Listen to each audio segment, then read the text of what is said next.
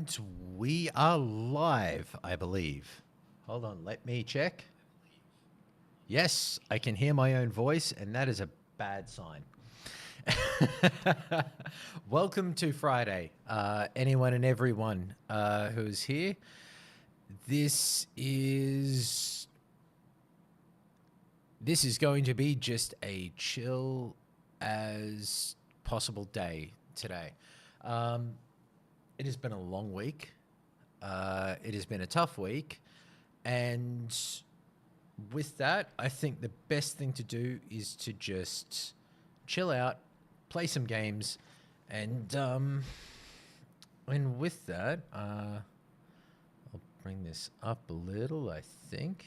Oh, nope, it doesn't adjust shit. So let's pop over to the and see if anything's happening here. There seems to be some sound, but maybe it isn't coming through. Well, I won't be able to tell until something happens with it. So it is Gamepass Day. A whole bunch of Gamepass games dropped earlier this week. Sniper Elite Resistance, which is a continuation of the whole Sniper Elite games. You know, shooting Nazis in the nuts. Who doesn't love that? There was also Far Cry New Dawn, which I've never played. Starbound, which I had played when it first came out on the PC a very, very long time ago. And yeah, let's just go with all of that.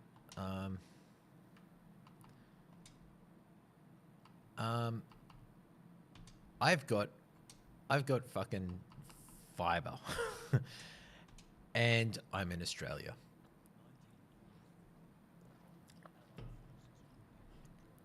Okay, so while this sounds really tinny for some reason. I don't know if anybody out there can hear it. If it is really tinny and really shit, please tell me, and I will endeavor to maybe fix it. Attempt to fix it. Try to fix it. Probably not fix it because I'm really bad at this stuff. But away from that, it's... Wow. It is really fucking tinny.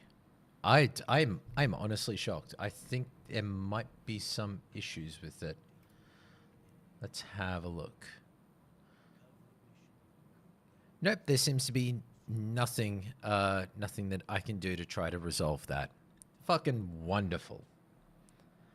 Okay, so... Okay. Oh, wow, now I can actually hear myself. That's good. Okay, game updated. Cool, season pass. I've only just started playing the fucking game. Just settle down. All right, so away from a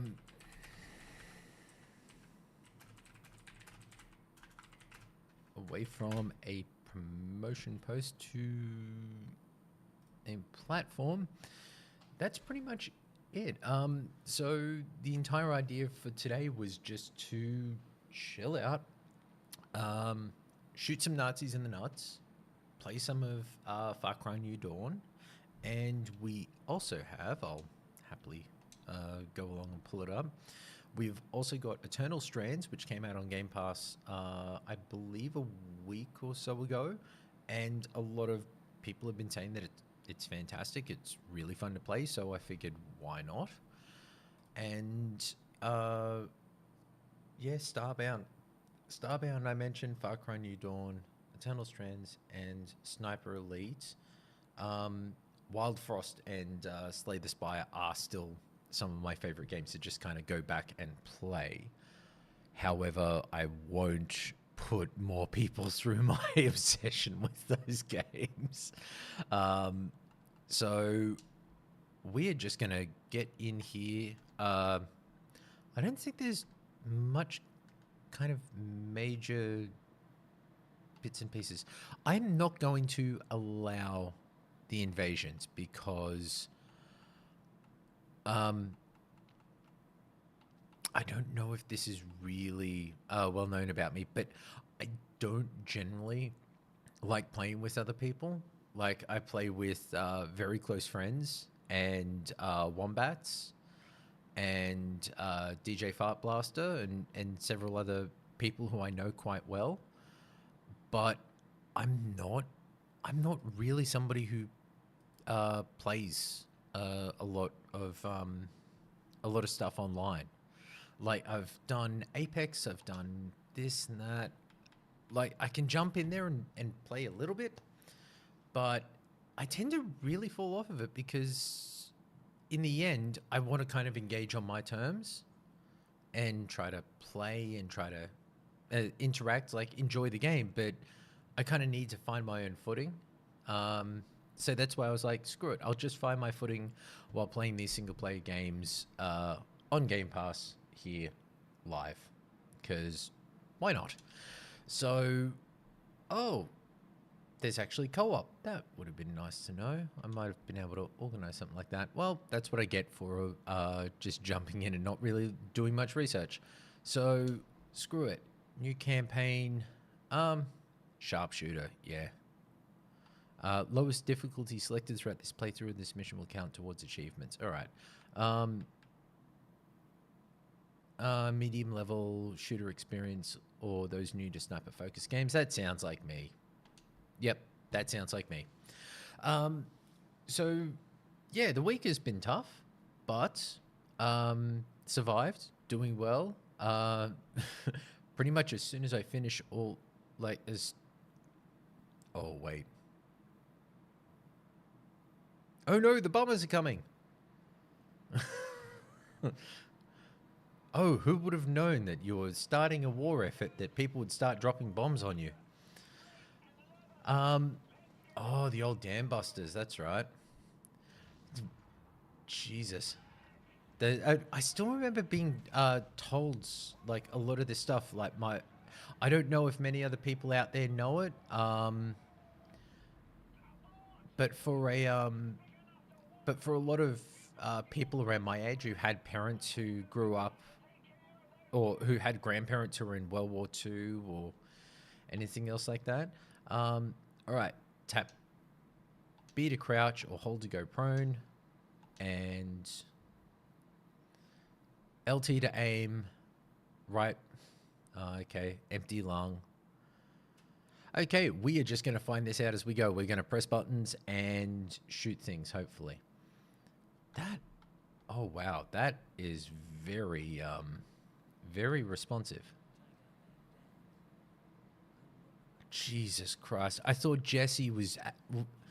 If you go and watch the Xbox era review of Sniper Elite, it opens with Jesse doing a bit of a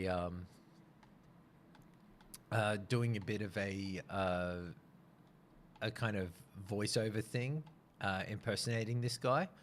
I thought he was honestly kidding, but no, he's seriously pulling like Jason Statham by way of a fucking gravel train. Well, I thought it was a bad impersonation at first, but Jesse, I owe you an apology. That is a fantastic impersonation of the dude, because that's what I just heard. Oh wow! I'm not a big player of the sniper game, so I've never really. Is this character like a continuing character? Like they've been part of the series the entire time? That would be interesting. Does it have... Would choose death before dishonor? Somehow I feel like he's the first person to shoot because he would actively choose death before dishonor. Will gladly sacrifice his men for the fatherland. So he's the guy who's going to be running away. See, I'd love it if it was just like Wife is 7 months pregnant. He's done the math, suspects the child isn't his. Oh. A father is not the man who provides half your DNA. A father's the man who steps up and does what's right and raises a child. This guy is now currently on the shit list. He should probably take the first bullet. But that's also coming from a completely child-free person saying that, so I can say whatever the hell I want, and it probably doesn't end up meaning that much. And this dude has a brother in the Hitler Youth, hopes the war is over before he's conscripted. Oh. See, I think it'd be...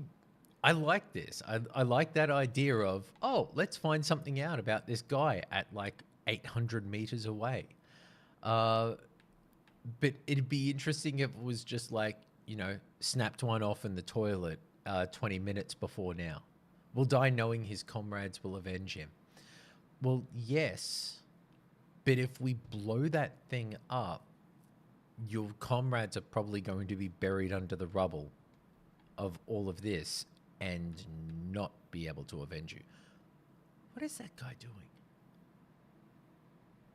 Wishes he had never joined the army. I respect that.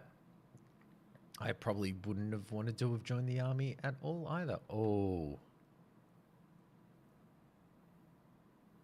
Has an autograph of all the party leaders except Hitler.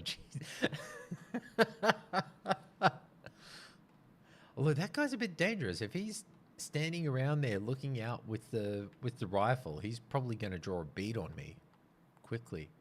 Actually, I wonder about that. Like, considering so many of these games end up Jesus. I thought it was just meant to be I'm the sniper, but conscripted a week after he was married, vocally bitter about this. I would be too. If you just got married, and considering how very Christian and Catholic focused a lot of these people were during this period of time, it'd be tough to you know, you're only now just getting to bash one out with the missus, and then you get dragged and you're basically having to sleep in a wood cabin out in the middle of buttfuck nowhere, protecting a giant piece of concrete. But I suppose that's what Hitler wanted. And there has to be some, like, for all of the stuff that we've found from throughout the wartime periods of how people thought about the war, whether they were supporters, whether they were diehards, or whether they just really didn't give a shit. They just kind of, well, I'm getting paid, and you know, it's better than working in the mines or something like that, because they were generally out living in these more kind of shithouse locations, protecting things where they're like, are they real? You know, are the efforts? Okay, so he's 308 meters. Jesus. All right. These controls are just a touch. 281. All right. So we need to go there. Oh, okay. So what did I do wrong there? I'm meant to look.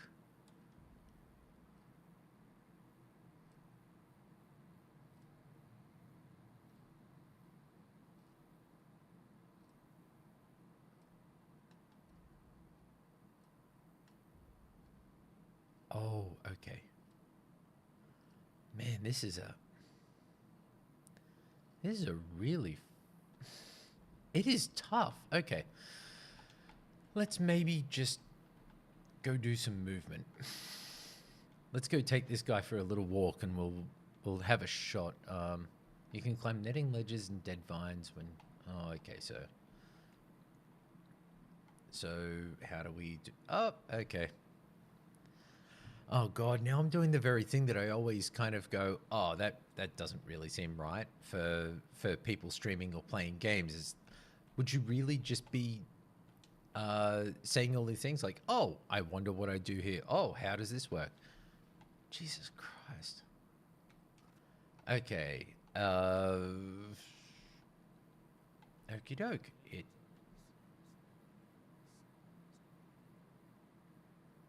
Oh wow. It really is that sort of voice. I cannot believe it. I wish DJ Fart Blaster were here, because he would be making fun of this alongside me, or possibly he would just be here, you know, having. Oh man. So they give.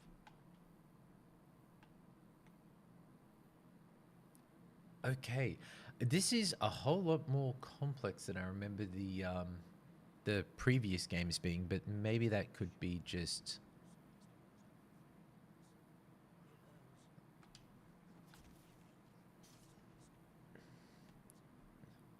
All right, let's search. And we search and we find a mine. That is. Okay, yep, the classic sort of thing. All right, so I want to throw.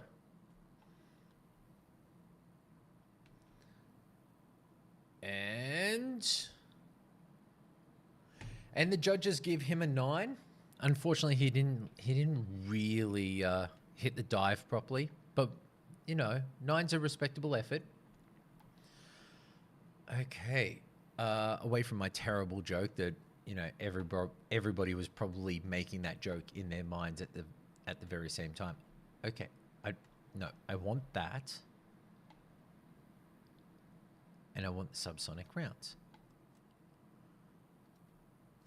Jesus, this guy's got a face like a fucking bucket of bashed crabs. It's just like, I remember people saying like, oh, square jawed, grizzled looking sort of dude, but fucking hell. All right, we got a beat on him. Yes. And noggin. And I am immediately kicked from Twitch for violence.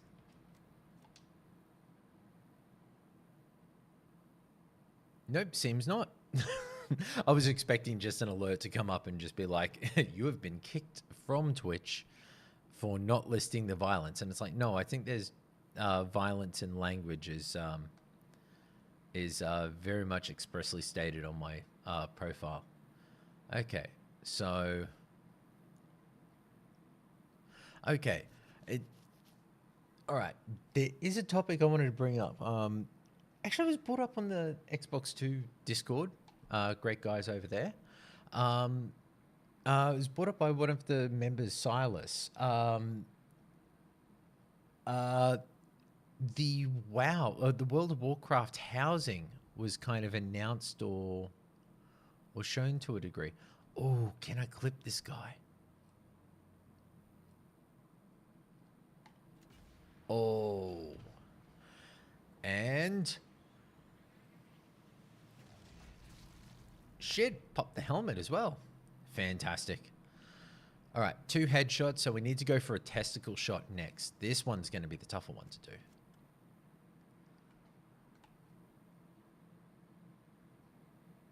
And that dude is 215 meters away, so we pull that down.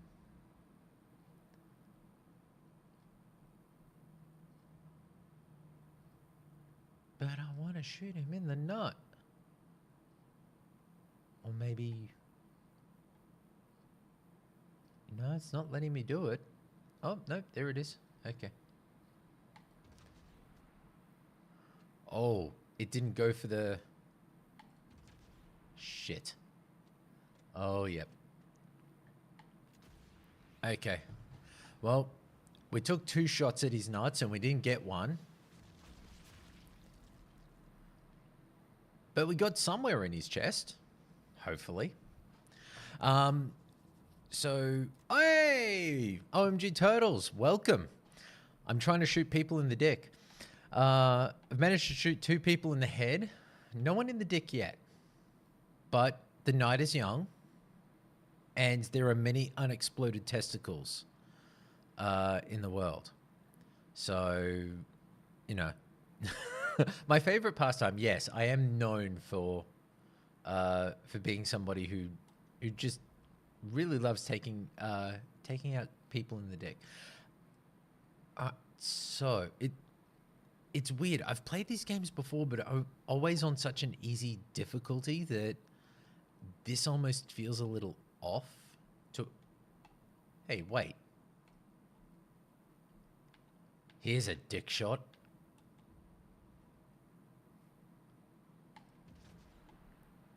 There we go. Testicle shot. And he must be dead. Nobody could survive a shot to the testicles. Well, I suppose Hitler did. At least once. If the songs are to be believed. The whole thing that Silas brought up that I was actually kind of thrown by is the whole World of Warcraft player housing was announced and shown, I believe, and people are really responding well to it. I'm kind of amazed because for so many years it was people always going, "Oh, WoW will never have housing. WoW, it's like housing something that you have in the." Oh God, that dude's voice, like, Jesus, makes you almost completely hidden.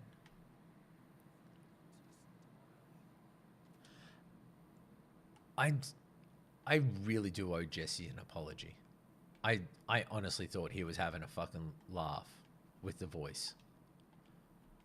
But I'll be damned, he was absolutely dead on. Like, I've done my own amateur voice acting for friends' video games and everything, like their university projects, but like, wow.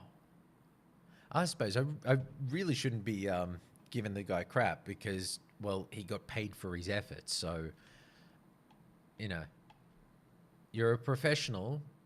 You know, if you get paid for it, then you're a professional, and that should be respected.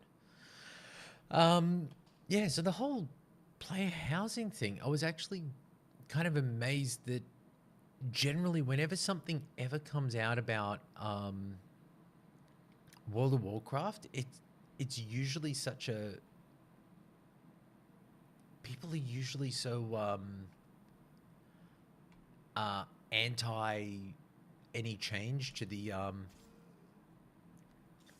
any change to WoW in general, that I was kind of shocked to have it be that, oh, like, people are really happy with it. And also at the same time, I didn't realize that there was still such a healthy World of Warcraft player base. That, because I haven't played WoW in such a long fucking time. I think the last time I played WoW was Legion, I think. I think I bought Legion and played the start of a played the start of a Demon Hunter, met Illidan, went, fuck yeah, that's awesome, and never went back, never played anything else with it, because it just felt a bit... Again, don't want to denigrate the people who love their game, but it, it was a bit crap. I shot one person in the eye of a dick and then shot another guy in the eye. That works. It has been a very long fucking day. But the whole player housing thing, coming back to it, that new skiing game on Game Pass. Oh, actually, yes. Thank you for the reminder, Cheeseworks. Still playing Indiana Jones too. How have you been finding Indiana Jones? Because earlier in the week, a few people have brought up that they were still playing it, and I love that people are really enjoying it. But it's almost that I want to get invested, and as soon as I get into it, I just want to kind of push my way through it, and not have that that kind of step down. Hold on, I am going to do something irresponsible. Let us go to my homepage, and where is it? Recently added. No, it should just go straight to the Game Pass thing. Come on, internet. There we go. Show more. Let us grab Lonely Mountain Snow Riders. Fuck yeah. Thank you for the reminder. Because, yeah, I've been meaning to play it. Like, I think it's Mike Rose, who is the head of the publishing group that published the game. He's one of the most interesting people when it comes to the indie publishing scene for a lot of games, but especially Game Pass. The fact that he was one of the people who really got behind it when this is helping pay the production costs of a game, so that when we release it, the money we're making is a profit share. It's not recouping development costs between the publisher and the developer, which means that he is somebody who is actually funding these games and is publishing these games, potentially paying people ahead of expected earnings to be able to help get these games made. That works for him, because then he can take the punt and go, I think these games are worthwhile funding. And to push that through, it's the one thing you don't see Ubisoft. You don't see EA doing it much anymore. You certainly do not see Take-Two or 2K doing it much anymore. They're only publishing their own shit. And Embracer has stopped publishing games by external studios. They're just publishing the games from the plethora of studios that they've acquired, which kind of sucks, because that publishing group is now very reduced. And you have, hey, don't get me wrong, Devolver Digital are doing a fucking fantastic job out there, and same with Annapurna, but they only have so much. They can only do so much at any one time. And that's a rough thing to see, because you want to see more games. You want to see more interesting shit come out. Okay. Cheeseworks has said, Indiana Jones is a great exploration game. I played for 2-3 periods since. It's been a very immersive game. Difficult to play for small periods because of that. As a history buff, I love it. I do have to ask Cheeseworks, like, feel free to respond if you can. Have you been finding that you're going around in the game, hour periods of time? Okay. Have you been finding that you've been searching for, like, the little the little nods to some of the other movies that Indy is yet to go into? If you look in Indy's office at the start of the game, if you go back to the university, you'll actually see several carved versions of the cross that he found at the start of the Last Crusade. You'll find little carved out versions of it, of that kind of rosary cross, which was the one that River Phoenix found as young Indiana Jones at the start of Last Crusade, and then it cuts to him once he receives the hat, to him fighting on the on the stern of a ship and getting the, taking it back in the kind of iconic line of "It belongs in a museum." All the films, yes. Cheeseworks in the YouTube chat saying yes, they're there. All of the films are referenced, including some of the young Indiana Jones adventure TV series, and that's what I loved. I I have to admit that is the thing that has made me so happy about people really getting into it and enjoying the experience, because it doesn't just hand off and go, no, the only Indiana Jones films are the first three and that's it. I respect that while people don't like uh, some of the games or some of the movies or anything else like that, I respect I respect that people go, look, you may not like it, but it is kind of, it is proper. Um, hmm. No, we're just gonna leave that there. Oh shit! Sticking my head out like a proper fucking mug. And it, where did you come from? I didn't spot you with the binoculars before. What's your life story? Conscripted in 1942, had to postpone his wedding 3 times.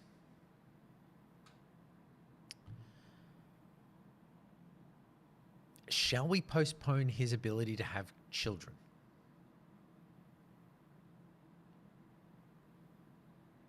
Yes.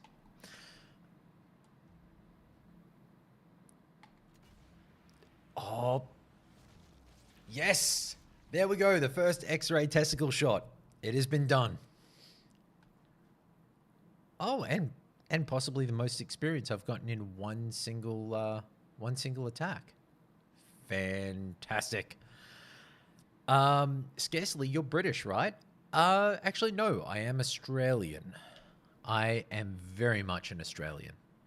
Uh, while I do know a fair bit about the British Isles, um, and considering the profile and everything, very Romanian slash Scottish features. No, I am 100% Australian. No need to apologize at all. No need to apologize at all. I am okay. I am not somebody who's going to take offense. I Yes, I do sound very different from Skill Up. OMG Turtle saying he wishes he was British. I do wish that I was British, because I think I do love I do love a good cup of tea. I fucking love cup of coffee, but there's times in your life where a cup of tea is like a cold beer on a hot day. It is just the most perfect thing. You cannot get anything better than it. But in sounding different than Skill Up, I think Skill Up is like in terms of Australia. Like, I think Skill Up lives in New South Wales somewhere, New South Wales or Melbourne. Or Victoria. But he has a much broader accent, and it's a strange thing for Australians in general, is that normally a very ochre, the Aussie accent you're thinking of, where it has a bit of a twang to it, a bit boganish on occasion. It's a harder thing to do as an Australian, because a lot of people think of like the ochre accents as, oh yeah, nah, meh, meh. It has a kind of it has a vocal fry that we don't really notice. We'll just tend to, it kind of filters out. It's like, if you're British and you hear somebody who's a Scouse speaking, you can understand them, but other people from around the British Isles may not understand them as clearly as you. It has that, like, it's the sounds in the accents that occasionally mix up. But yeah, he has a much broader accent than me, and he's also a lot more successful than me. Much better looking. I could keep going on and on. Um, as an American, it's hard to tell. It is. I do not. I do not put on anybody if they're not able to tell the difference in Australian accents, because for a lot of us, for a lot of Australians, ooh, and nobody heard it. I'm doing quite well for paying half attention to what I'm doing. Um, it is a weird thing because I've always, like years ago, um, I tried my hand at doing voice acting. And I also did a lot of karaoke because I didn't know many people, and singing, like singing sounded like a way to be able to get a bit more self-confidence and a bit more confidence in who I am, because I am a nerd. So I would go out to a whole bunch of karaoke bars and places like that to basically meet people and just sing and gain that confidence and do all sorts of lovely things. So I've met a whole massive run of many different Americans, and I could never, ever, for my entire life, was I ever able to tell the difference between the Midwest and Southern accents for some reason, because it sounded so, like the base structure of your sounds and words are so similar, like your sentence structure. Like when it comes to Australians, you can tell where somebody is from because of how they will refer or talk about certain things. Can we get his dick? Seems not. Stomach. Man, shot the stomach. Oh. And now this dude's giving me shit because I've almost used up all of the special ammo. Just because I want to be quiet. Hold on. I've just gotten a message from a friend being like, "You have to get the Dust Nut achievement," which I thought I would have gotten. Actually, did I get it? No, I haven't. Damn it. There is generally an achievement which is to shoot somebody in the nuts. I think because he always tags me in it and goes, you have to, like, even if you only play this game for like 30 minutes, you've got to get the nut shot achievement. Get a testicle shot with a rifle from a distance of 100 meters or more. Okay. We have our target. It's nuts, and it's at 100 meters or more. So, oh, I am probably going to die trying to get this. Okay.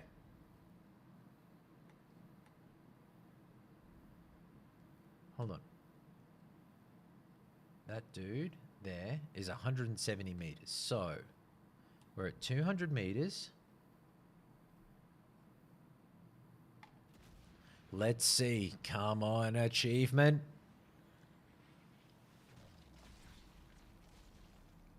Come on, come on, come on, come on, come on.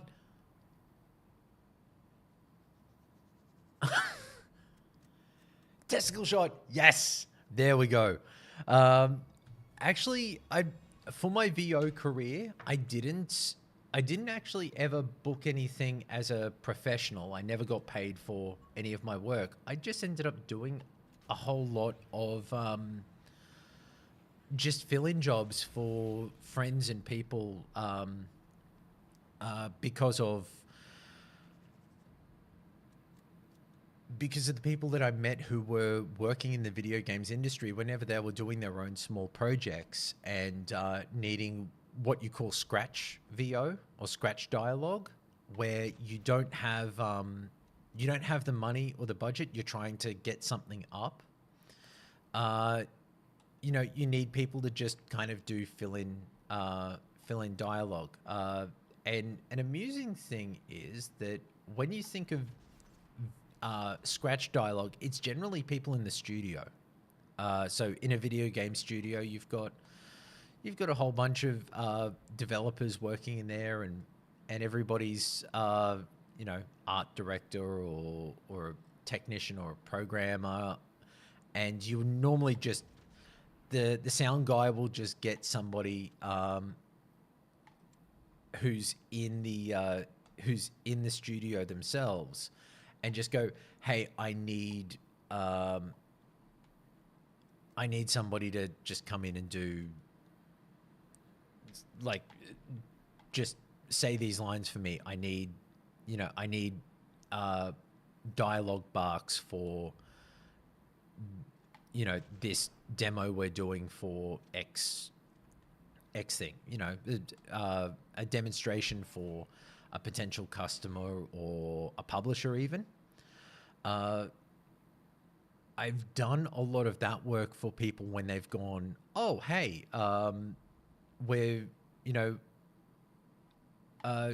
you've done some VO, you've done some stuff, Crow. Do you want to come and help us do this thing? Another Bonds shot. So I'd just go in and do this for friends and people that I knew because it was a lot of fun. But when it came down to it, the only downside was because it was Scratch VO, I couldn't really use it in a demo reel because it had never actually made it to a proper production, which was part of the Australian Performing Art. We have like a performing arts guild. So voiceover artists and everything else, they generally part of these guilds and they get you union. They're a union. So, but because I wasn't a paid up member of them, I was never able to basically take any of those things on and put them into a what would you say, a portfolio, a resume. But there would be, I'll actually ask around because I would be genuinely curious. I will ask around and see if any of the people that I know who I did some work for like that. Oh no, come on, install. I want you to install. There we go. Oh, wow. I was about to say, if that is now downloading at 500 kilobytes a second, this is going to take a fucking long time. All right. Actually, let's go to suspend the game, and I will swap to this, and I will actually talk through everything on this. So while it's downloading, I'll tell the rest of the story. I did do a whole lot of recording for, yes, Cheese works in the YouTube chat saying, I worked in film TV for a while. It's not a friendly world.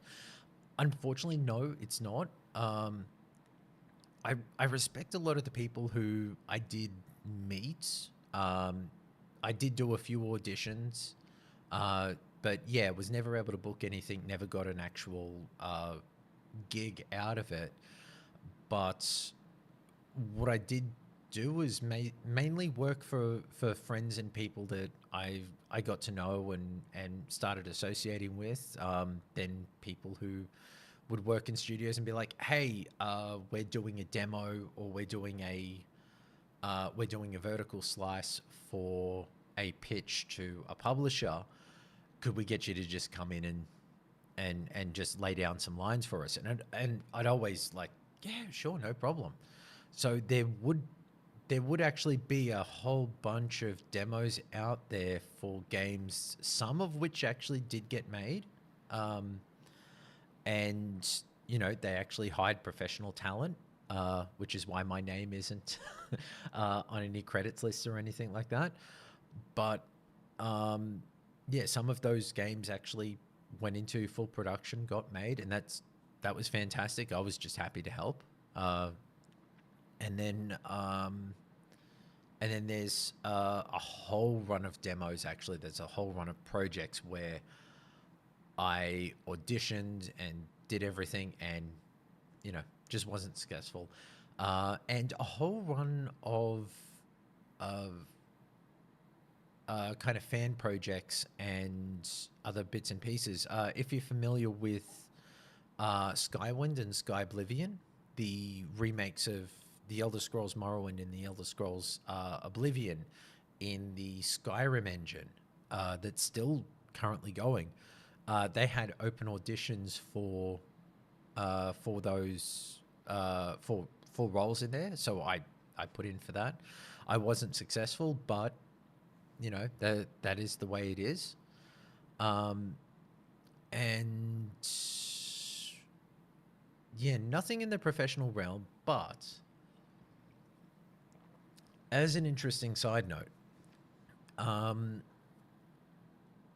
because of Mana Bar and basically hanging out and meeting all of these people, one of the people who went there was actually a professional actor. He acted, and we would always kind of, there would be a few people who came to the bar who were also buskers. So a guy, Max Horn Music, if you're on Twitch, I will I will see if I can find his I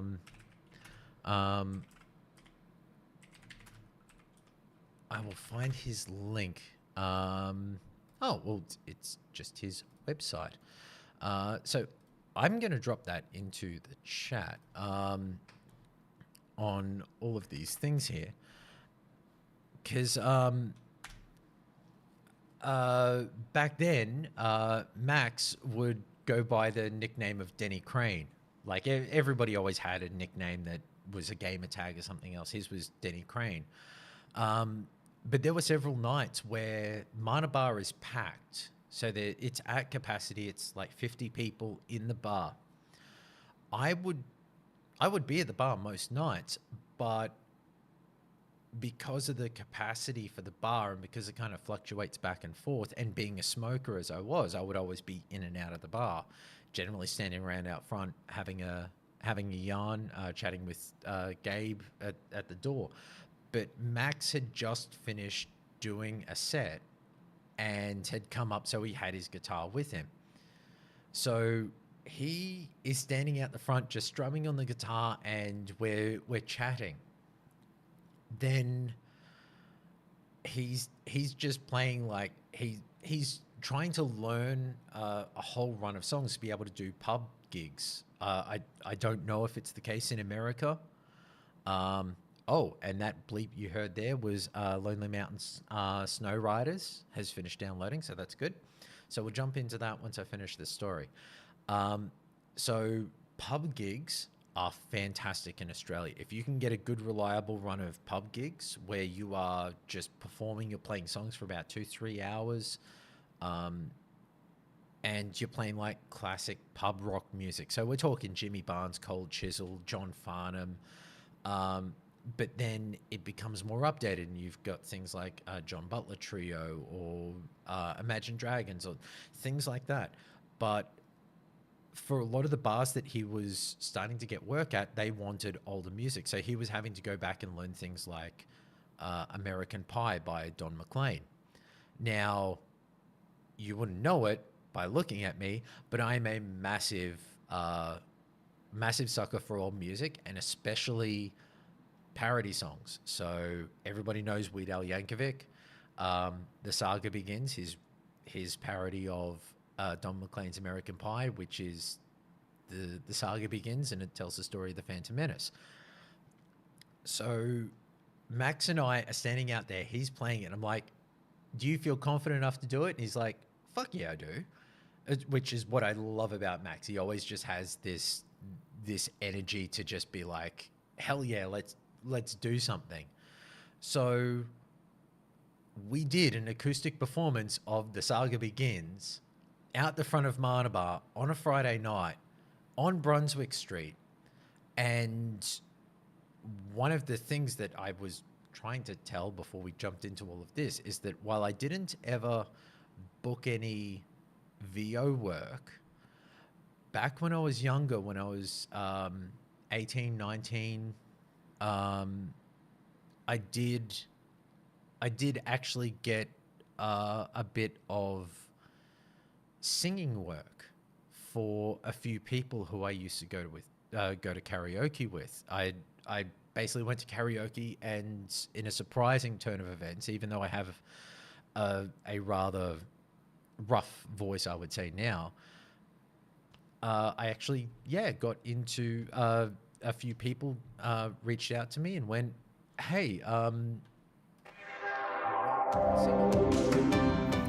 we need a singer for these 2 nights. Would you be interested in it? And I had nothing going on, and it was come on, you're given an opportunity to just go, hey, you've never done this before. Why not say yes? And just, if it's great, fantastic, let's do it. If it's not, then you've got a great story for the rest of your life of how you fucked up in front of like 200 people. So yeah, I'd done that before with a small group of guys who were basically doing like metal covers.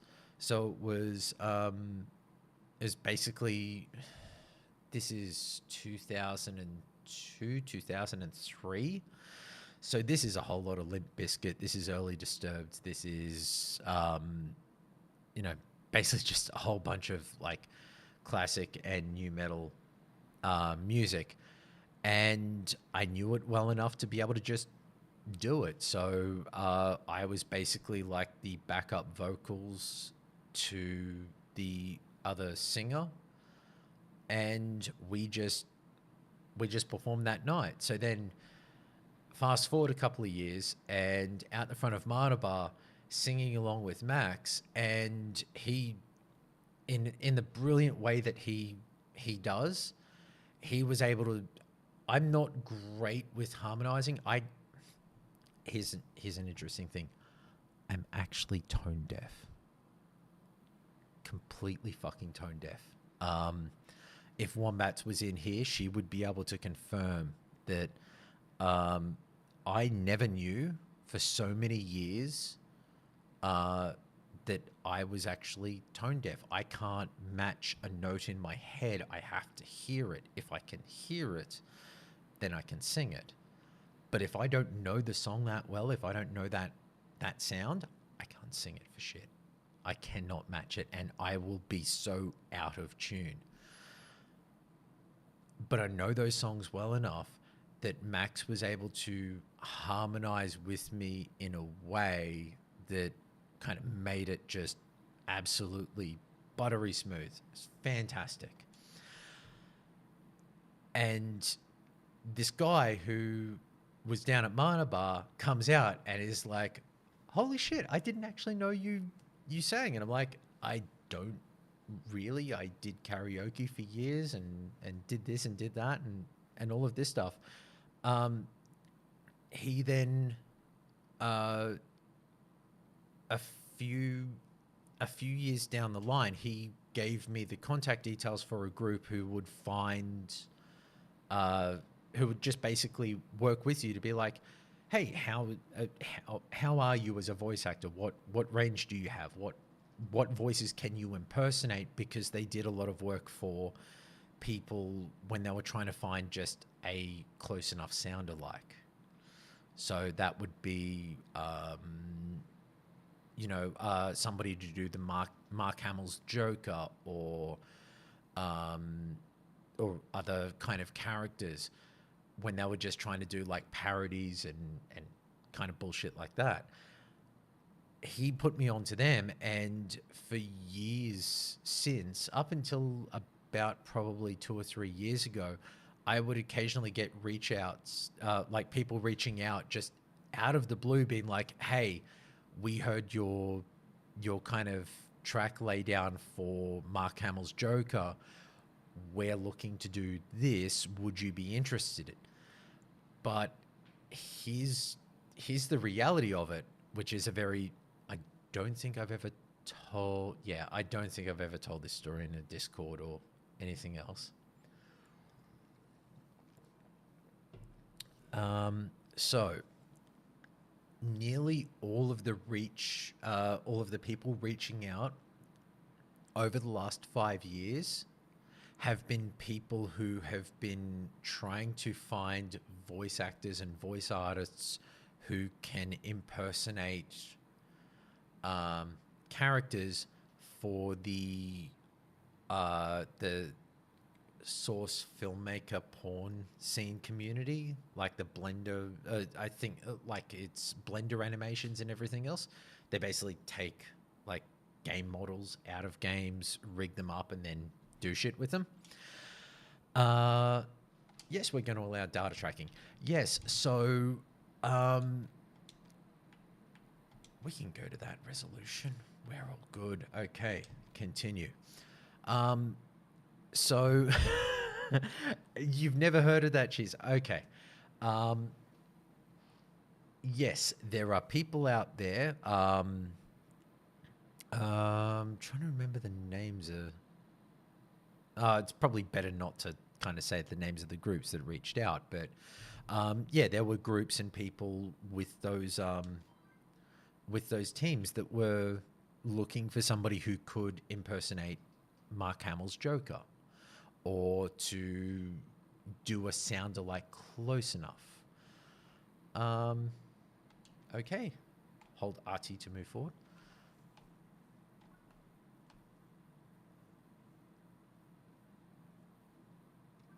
Hey, this is doing pretty well, and it's very pretty. So yeah, with all of that, oh wow,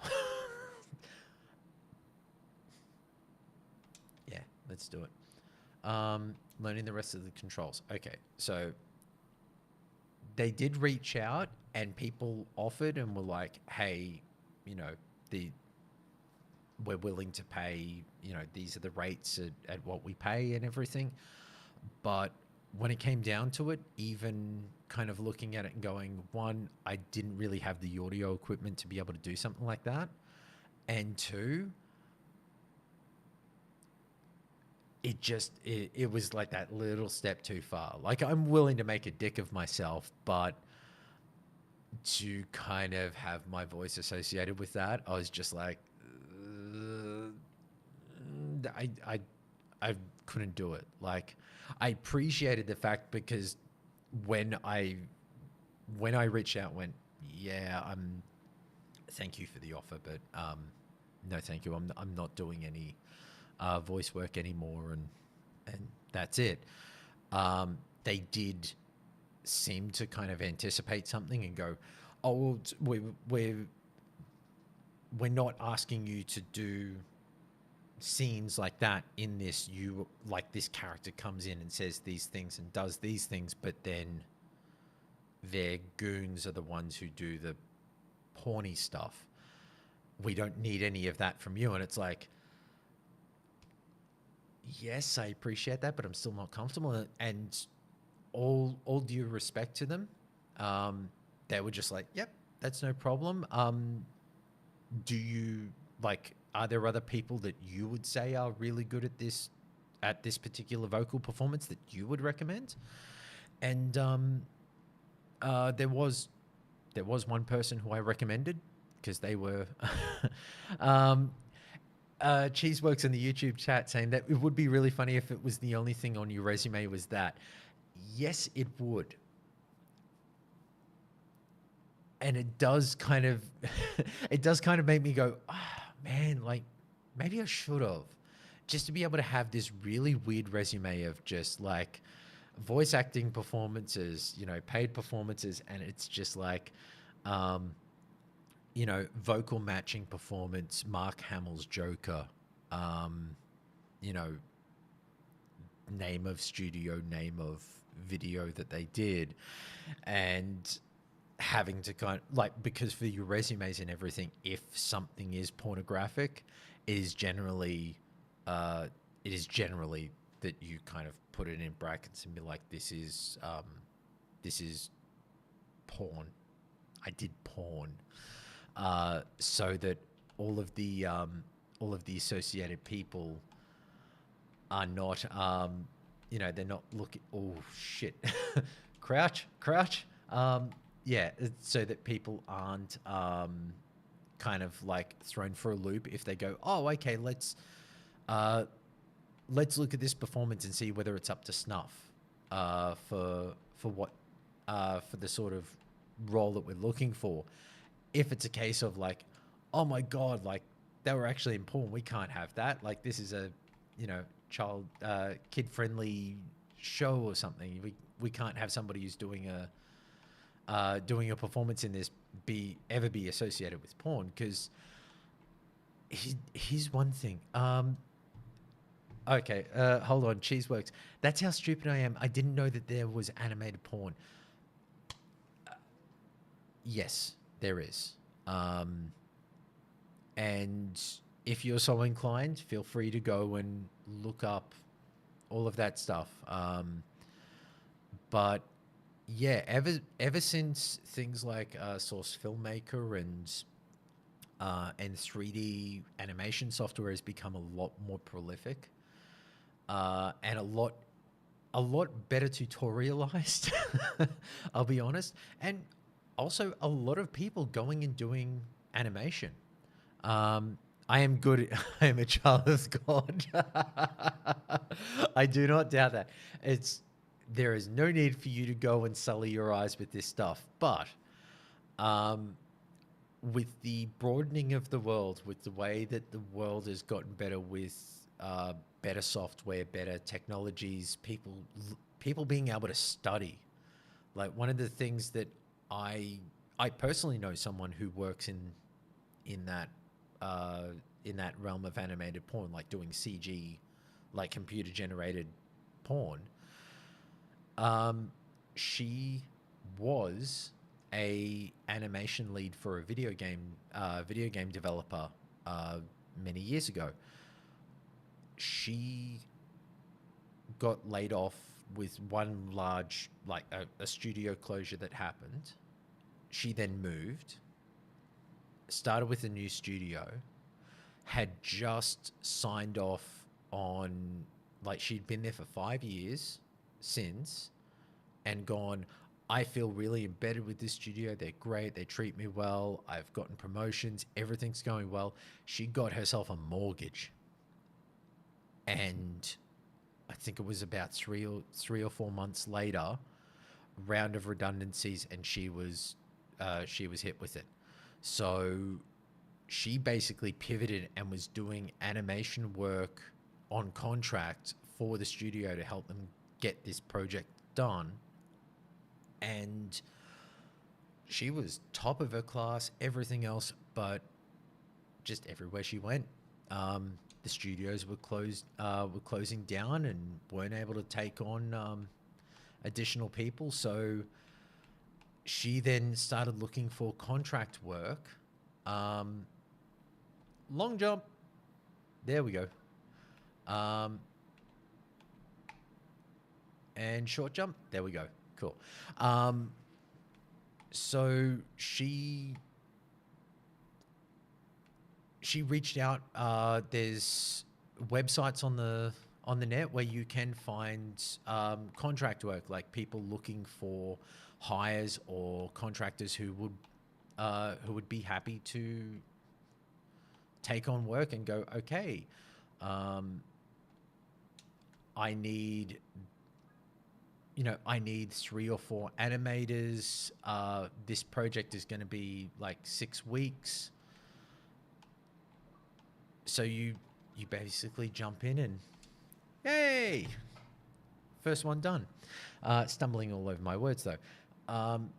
She basically took on the work. And with it, they were basically asking her to animate these sequences. They had done there's a term in animation, keyframing. They had done like the major frames of kind of movement and everything, and they needed somebody to fill in all of the animations between those points. So she started doing that work, and she was good at her job, so they gave her more work and more work up to a point where she now is a animator who works on these things for these studios. So she pays her mortgage quite well with working on these things, and it is never anything to be ashamed of, but it's amazing how the change in the way that the world has worked, that it no longer, you can create something amazing. You can create a really high quality project, a video, a YouTube series. You can do documentaries. You can do you can do gameplay and capture it like 4K 60 and all of this sort of stuff by just having good tools and a smart person working these tools. It's not, there's no longer the requirement for 100 people to make a good product. Sometimes it is just about being good at what you do. So with all of that, like, she's kept in contact. We talk every now and again. And yeah, it's, it would be interesting in a sense to go back into that whole realm, but I kind of enjoy not being involved in porn.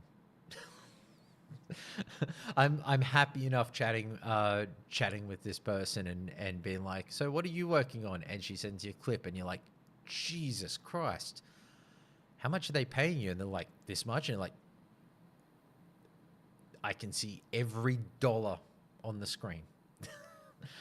Well, she's a professional. Like, she's not going to half-ass her job, and you've got to kind of respect that when it comes to whatever you're doing. If you know, and if you are the janitor and you're doing the best fucking janitor job in the world, then fucking hats off to you. You know, that's how everything should be. So, all the way around back to it, that is why I do not have a VO career, because ultimately the VO stuff that did come my way, if I had pursued it with a lot more vigor, I probably could have done something about it. But in a sense, I'm also just happier not scraping for every single dollar that's out there when it comes to the VO industry, because I know a few people who are in there, and it is a really tough realm. Any work in the TV realm, while it's not friendly, it is also a job of, your job is to find more work. Like, your job is to get as much work as possible and to make sure that you're, oh Jesus. I love the corpse rolling down the hill though.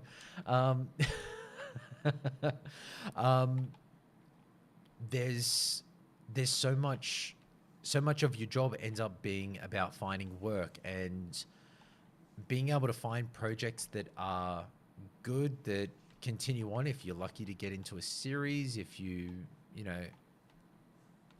able to get the right sort of benefits as well, depending on where you are. Like, when it comes to the actors guilds,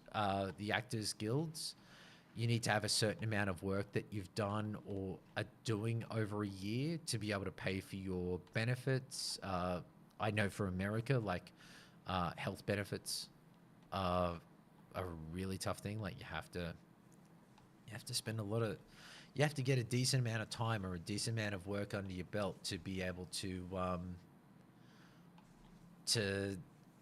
kind of not not end up having to pay for all of your health coverage yourself. But I kind of respect the people who have that love and desire. It's just not something I ever thought I would do. I'm happy being me. I am also getting just a shitload of achievements here, so, and then I break my legs. But regardless of that, I am very glad to hear that you are enjoying your run through of Indiana Jones. I noticed as well that Turtle said that he believes he's getting near the end of it as well, which I will have to ask, when you get towards the end of it, I'd love to know how long it took you both, because I know that a lot of people really talked about the idea of the game that it drags a bit, but I'd be interested to know whether you felt it drag when a lot of the game is that you can just engage and whether you're engaging a lot with the side content, because that's the one thing that I notice a lot of people who I've asked about how they're enjoying Indiana Jones have said, oh man, the side content and everything is really great. Like, it ends up being one of the things that drives them most about playing the game, is that they're finding that the game is, hey, we're finished. You don't think it drags. Okay, so Cheeseburger has said they don't think it drags, which is nice to know, because for a game like that, if it drags, I noticed that a lot of people referred to it dragging when it came to Deathloop, which I don't agree with. Deathloop, I think, is actually really, really sharp, really focused as a game. Although, hold on, I'm noticing that my legs are cramping, so I'm just swapping to the standing position. And now I have actually noticed that the camera is a little lower. This is a bit weird. Hold on.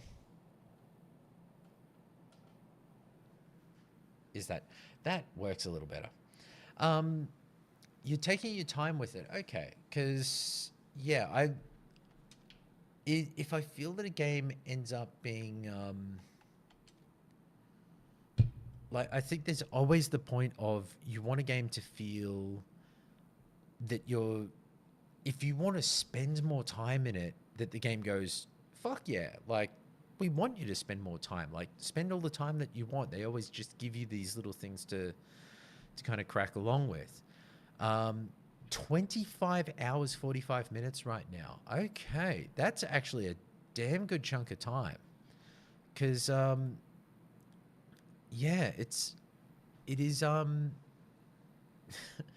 it's interesting to the degree that so many people end up looking at the game and going, oh, well, I want to get on to the next title. Like, I know right now, I think even I saw on Twitch, people were jumping into the Monster Hunter Wilds open beta. The second open beta, I think, started this weekend. So a bunch of people. You're a completionist in games I love, so I'll probably do everything. See, I respect that. I would love to be a completionist. However, I find that to really lock in on something and play it all the way through, oh, you're not a better beta or demo person. That's fair call. Like, for some people, when it comes to a game, they either know they're going to play it or they're not, and they're just going to see how it comes when it comes time to actually, when the game comes out. They'll decide, is it Is it something they're going to jump into? Is it something they're going to play? Or are they going to wait and see the reviews and go, okay, is this, wait until you hear another response. Um, even for this, I wasn't certain. I did love Monster Hunter's never clicked for you. Okay, I I will admit Monster Hunter took a while for it to click for me, and it was Monster Hunter World that did that. And I think it clicked more with me when I had somebody to play with. It's one of those games that I ended up jumping into because a friend was like, I'm really looking forward to this. I want to play this. So I was like, okay, yeah, you know what, give it a shot. I'd never really I'm not much of a Nintendo person. I've got a Switch and everything, but um, because my hands as well, like 3DS, smaller controllers, smaller consoles, has never really worked in my favor. So Monster Hunter was never something I was able to engage with. But when Monster Hunter Worlds came out and having somebody kind of help guide me through it, that that kind of gave me a little more confidence to go, oh, you know what? Yeah, let's give this a shot. From there, ultimately, then with Monster Hunter Rise, when that came out on the Xbox, I played a whole fuckload of it, but I ended up kind of grabbing it on PC instead, and just enjoyed spending my time not actually playing with others, just learning the way that game works, because to a degree, so many of those games go, okay, here's the simplest thing that we can give you. Just go do these things. Ow. Smack into a rock. Where they just go, okay, before you're able to go into this next area or fight these enemy, I fucking smack against the same goddamn rock. I am doing fantastic today. Where they have those, yep, I am doing really well. Where they have those quests where they go, okay, you need to be this particular level, or you need to have this level of equipment or gear. It then feels a bit like Destiny, where it goes, okay, you need to be power level 270 something to be able to try this content. Whenever you place a content line in front of me and go, you have to grind or get more powerful gear for you to be able to engage with more of this game, unless that is fun, I will fall off so fucking quickly. And I think it's actually proving to be one of those things about Destiny right now that makes me wonder what is going to happen to Destiny, or maybe not Bungie as a business, because I think they're going to do fine. Like, as much as many people saying, oh, Bungie's dead, Marathon can never really do as much as people think it could possibly. I've never agreed with that. I always think the moment that you put a developer down and go, they can never achieve greatness again, you kind of forget that they've already achieved it before. Hey, we got it. And 1, 2. Damn it. Okay. Well, I at least got a little bit further. But did manage to smack into the same fucking rock 4 times in a row. So, go me. But for, well, Bungie especially, I don't think anybody who's writing them off. Michigan, thank you. Hey, Bryn, how you doing? Marathon will be fine. I absolutely agree, because regardless of anything, you the moment that you place and go, well, these guys haven't been performing up to the level that I want right now, you forget that ultimately that studio has been driven by Jason Jones since its inception. And one thing that Jason Jones has managed to do throughout the years is that he understands the balance and the fun of a game. And I have a great deal of respect for anybody who's been a game designer for as long as he has. And nearly every single game he's worked on has just had that right balance, that feel for what it is. Whether it comes to, like, people always consider Halo and go, oh, but you know, Halo's slow compared to COD. It's like, yes, but before COD became what it is today, because everybody thinks, oh, Call of Duty's always been like this. Yeah. Okay. So from Michigan81 on Twitch, Destiny is in a lull, but from what I can see of Heresy, it might bring a few people back. They just need to set up the next arc in a solid way. The Witness was incredible, so it's hard to get over such a high like that. I agree. While The Witness didn't pull me back, like the Final Shape didn't pull me back into the game, I respect and love the fact that everybody I know who absolutely loves Destiny, the Final Shape was a absolute win for them. They adored it. They felt that, like, several of them did reach out to me and be like, man, you should really play it, because it ties up so much and does it in a respectful way where you kind of go, oh, wow, it isn't just, oh, you're taking on the Witness and he's been the issue behind all of this. It is, here are so many remaining elements about things that haven't been finished out from previous expansions, or certain aspects where you go, hey, this thing wasn't explained properly. They managed to tie all of that up, not in the neatest of bows, but in a way that respected the audience and went, here's the answers. We're not giving you everything, but this is enough so that you know exactly why these things occurred. And that is a tough thing to do. And for people to kind of go from that and go, oh, wow, that's amazing.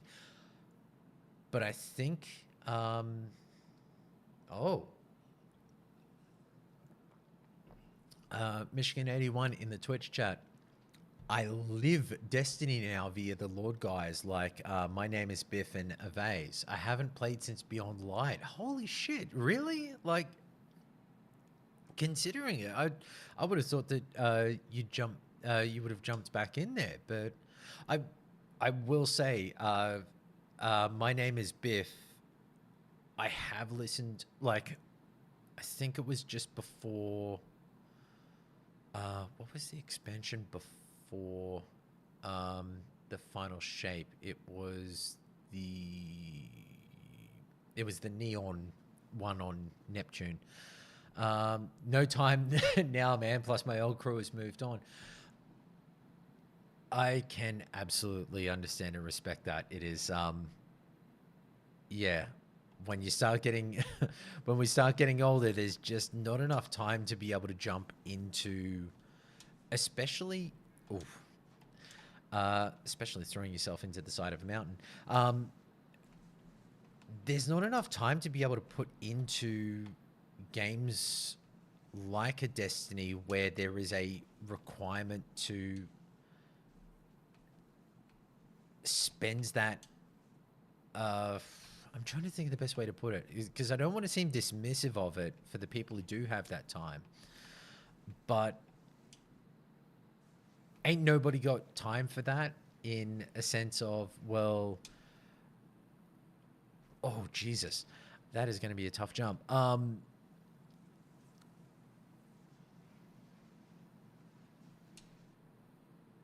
Oh, okay. So Michigan81, exactly. I'm still playing Final Fantasy Rebirth. I've hit 1 year now and only in chapter 12.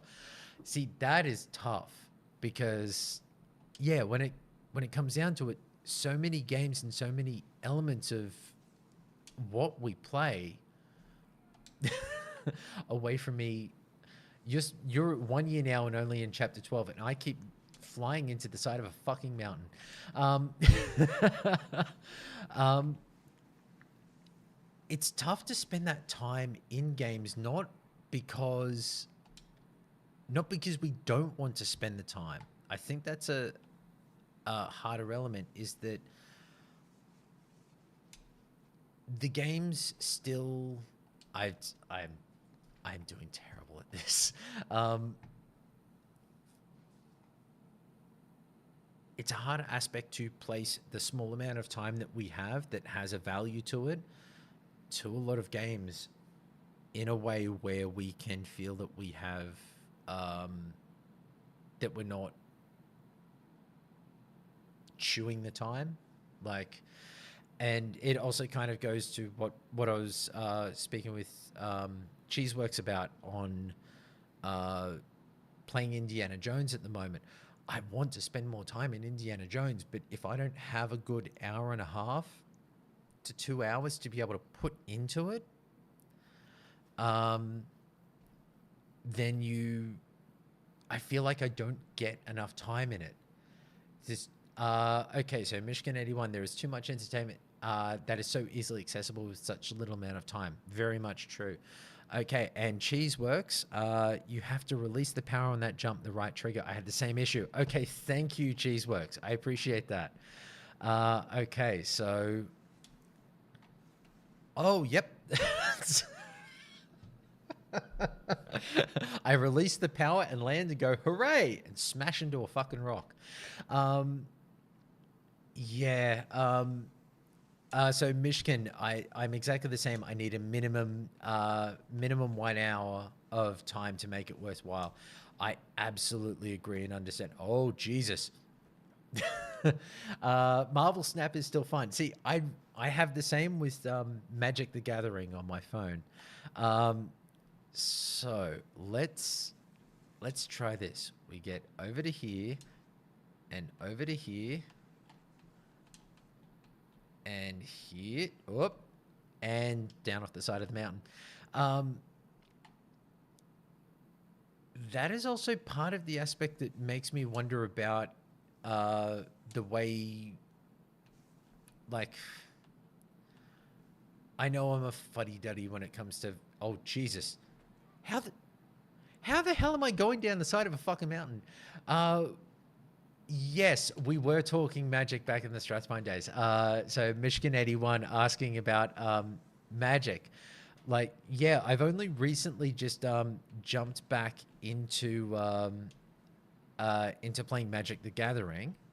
Oh, we've also got okay, so from Cheeseworks on the YouTube chat. Great show, mate. Have a blessed day.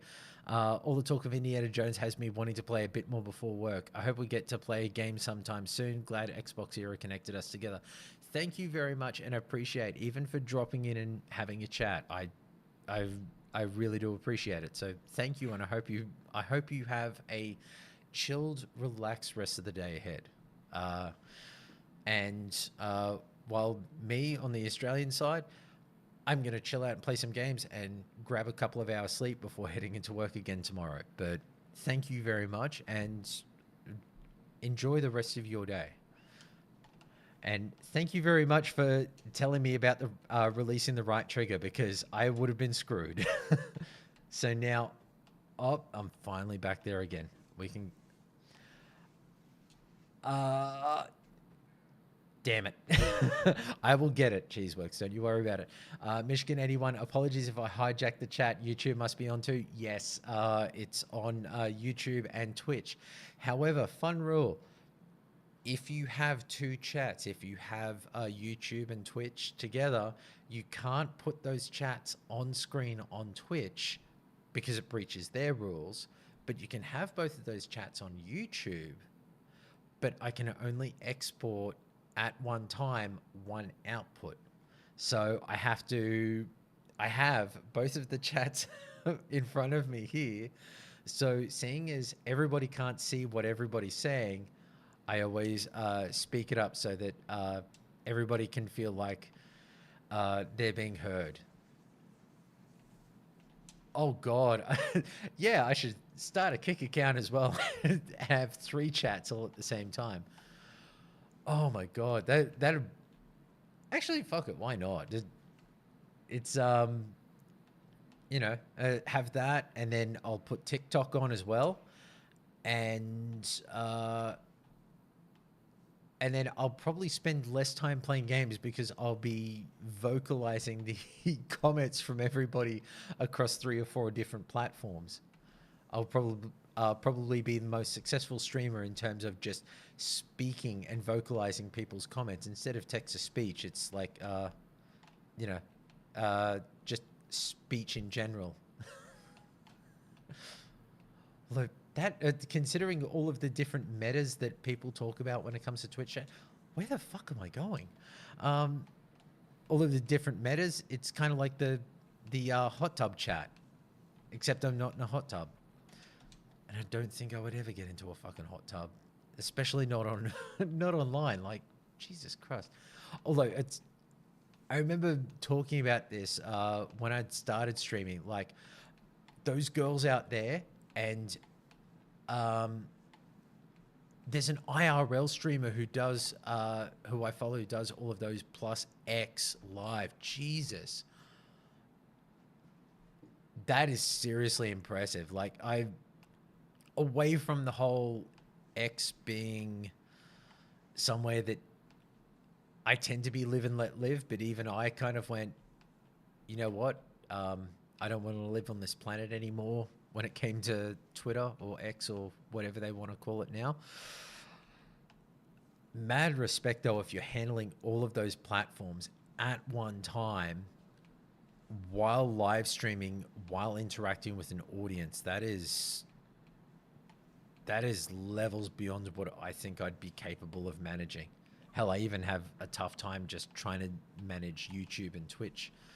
But yeah, even then, like, I have to, as many people may give them shit, the young women, the women on Twitch and YouTube and everything else who work around these metas that, oh, these rules state that we can't do X or Y or Z, and then we'll work out a way around the terms and conditions to be able to make the content that they want to make for their audience. I take my hat off to them, because that is, that is fucking with the rules in a way that only somebody who's smart and confident can really get away with. And it's kind of the old statement, like, don't hate the player, hate the game. Because if people want to put down a rule book in front of you and go, you cannot break these rules, then you've got to respect the fact that if you want to place the rules down and people start fucking with the rules and working around it, then you either need to write a better goddamn rule book, or you accept that some things maybe you should just be a little bit more lenient on. Just kind of back off and go like, okay, if they're making content for an audience and that audience is there, let them go. Let them go. Let them have their success. So Michigan 81, kudos to them big time for sure. They deserve the success. And that's the thing. Every time they work out a way around the rules, someone gets banned for a couple of days. And it will end up being this argument about, oh, well, they shouldn't have been doing this, or they're taking away, or this platform is meant to be about video games. It's like, really? Is it really meant to be about video games? Or is it just that these women are realizing that part of the product, part of everything that you're doing here, isn't just about the game. It is about you, yourself, as a product. You are potentially a face for a product, a service, a multitude of different things. You could Uh, okay, Michigan. There is a guy that I follow called Hitch who hitchhikes. It's a super interesting niche. See, that's the thing. There's whole ranges and runs of interesting content that you could be doing that is based around just applying a more orthogonal thinking method to everything that's happening out there. So it, like, I know that the content that I can do is video games and potentially welding. But those are things that, in a sense, so we're jumping into the next Game Pass game, just jumping around, trying them all out. So we're going to try a bit. Oh, hold on. Should we do Eternal? Yeah, do Eternal Strands. Um, so I know that with my work and the business that I run, we have a oh, Michigan, time to weld some consoles together like Voltron. See, that was actually where I was going to go. Is that we have a laser welder, which is still a very new process for a lot of people. That there's not a lot of people, like most of the laser welding that you will see out there if you were to look it up on YouTube or ooh, okay, so we have DJ Fart Blaster in the YouTube chat. Although, oh no, he's not DJ Fart Blaster here. It's his proper real name. That's can't have that. He's got to be DJ Fart Blaster. Um, okay, Beebs, how you doing, man? Um, so Eternal Strands, I was recommended this by Jesse at Xbox Era. Review was really good, and he had mentioned while he was doing the review for the game that it was really well done in a way that he said it's just almost a bit like what is the name of that game? It was the Ubisoft game. I talked with Wombats about it last night. I keep forgetting the goddamn name of it. Phoenix, or Eternal Phoenix Rising, where it has a bit of the feel of a Zelda Breath of the Wild. So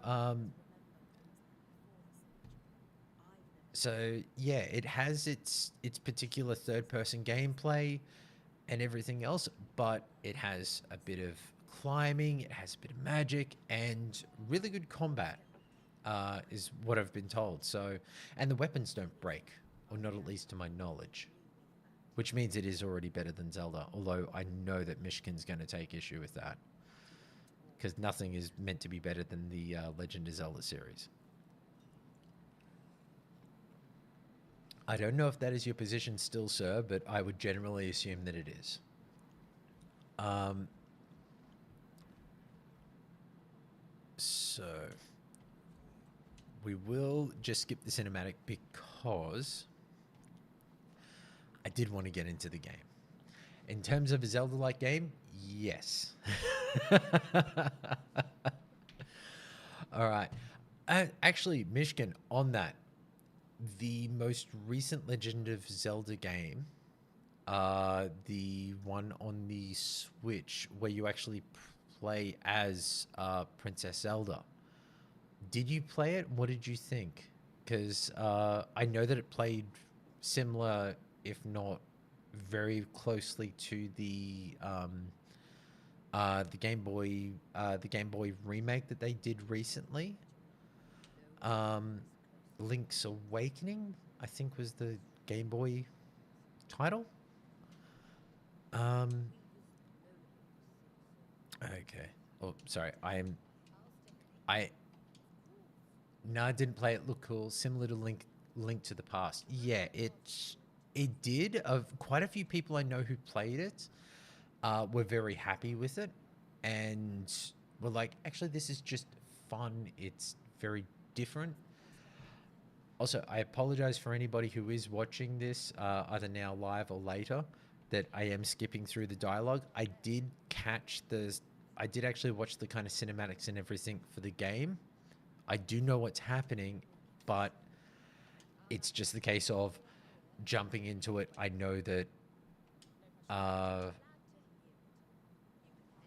kind of got to start playing it. Um, but I have to admit, the game is fucking gorgeous. For all of this, I am really impressed. And the studio that's been working on this, they've they've just managed to kind of keep everything to this clean art style where it actually reminds me a bit of Darksiders, if anybody remembers that, where it has, the kind of painterly art to it, but it doesn't go overly detailed. Yeah, there we go. All right. Okay.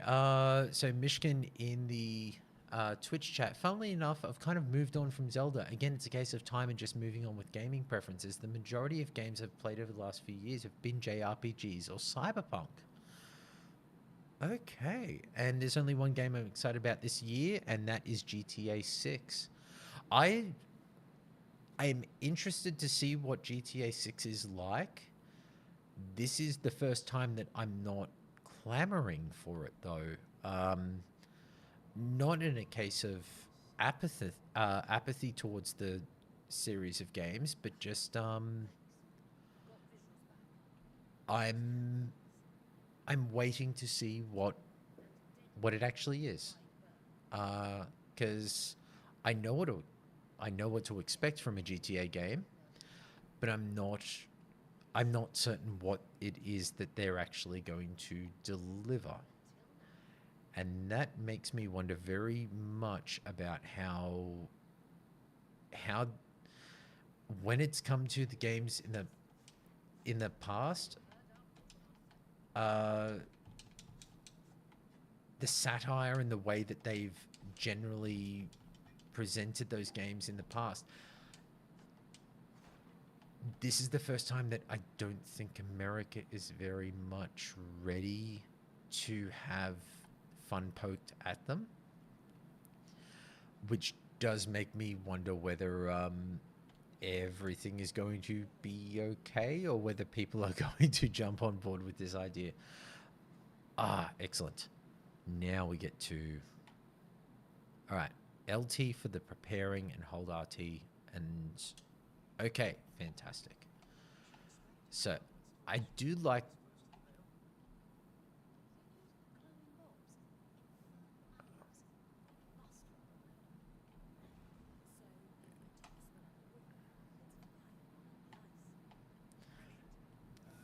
There we go.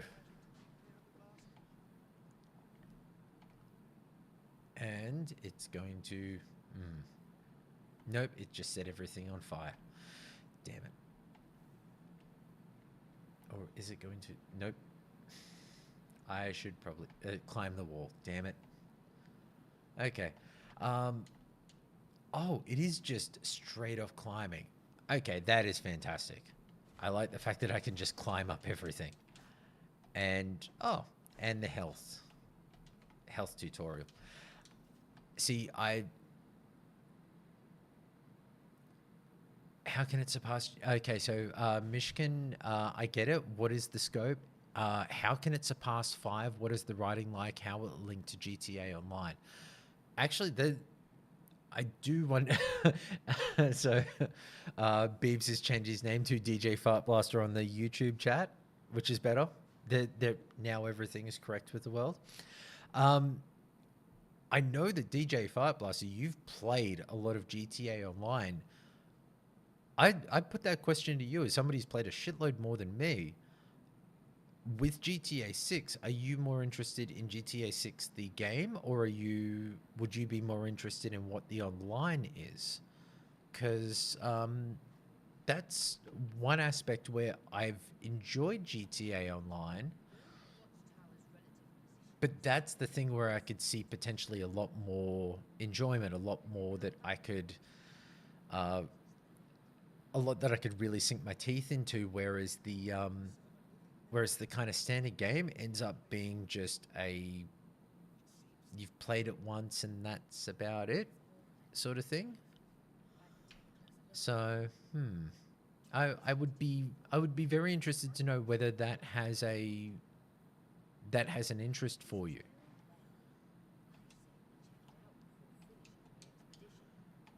Okay, so we've got some magical rocks, and we're going to go investigate said magical rocks.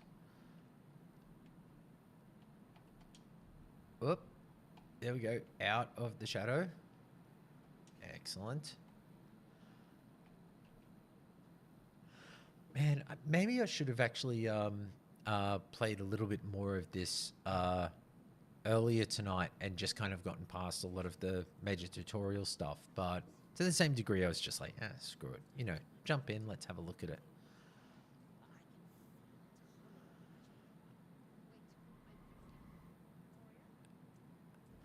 Also, ooh, fuck yeah, dragon time.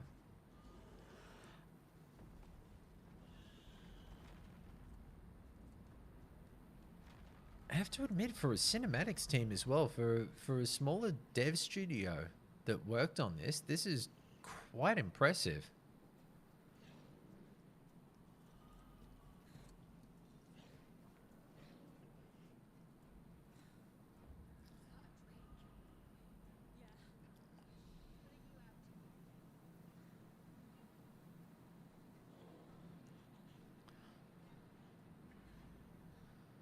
Nope.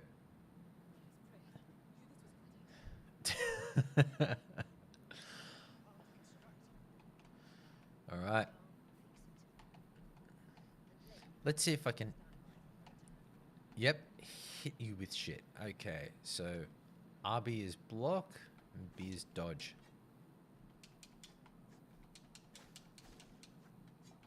There we go. Ah, god damn it. Oh, there we go. There is a lock on. Fantastic.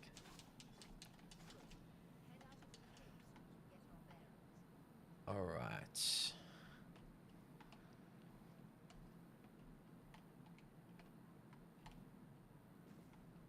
Yep. Pick that up and throw it at that. No. Cool. It does just let me kind of grab everything in general as well. All right. This game reminds me of Kenna. Actually, yeah, that is probably a really good. Yeah, I'd agree with that because the art has that similar painterly style, but without it being over the top in terms of like the very Pixarish nature. It seems to have more that I suppose you kind of refer to it as the that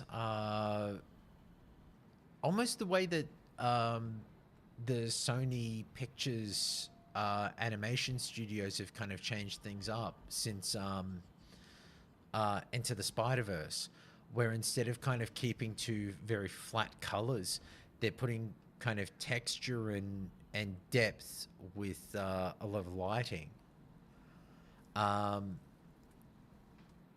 to kind of add more. Ooh, ice wall. Okay. Uh, chunks of ice. Prepare the strand. RT to cast. Fantastic. Um, but that's also one of those things I think which is kind of nice about some of the animation projects that are happening now is that everybody seemed to be just trying to do the next Pixar or the next, you know, trying to be the next John Larroquette or anything like that. Um, okay, so from DJ Fart Blaster on the YouTube chat, um, a little bit of both. I'm really interested in the story. I'm intrigued to see how they do online and if it is elevated at all because I fell off that wagon pretty hard and never really went back. So that, yeah, that is one of those aspects where while I like GTA Online and in a in a very strange turn of events, I don't know if DJ Fart Blaster remember this, but back when we were doing um, OI, I think I had told both you and Griff about an idea that I had about um, doing like stories or like little skit videos in the world of GTA Online. It was similar to some of the videos that we did record for Overindulgence. But the idea of actually like having a story and uh, having a story and almost like a weird ooh, okay, oh, story piece. But the people role playing in the game, you and I actually talked about doing that and how you would film it inside of the online. And then I think it was like 3 years later. Um, yeah, 3 years later, all of the GTA Online role playing service stuff started happening. And yes, DJ Fart Blaster, it is an indie team, and the founder is an ex BioWare dev. I believe it's Michael Laidlaw, I think. I'm actually going to look it up because I've been doing that a lot on these streams, is just saying something and not looking into it myself. So, Eternal Strands Game Development Company. Yellow Brick Games.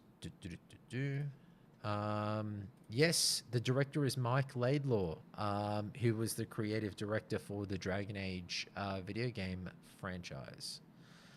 And yes,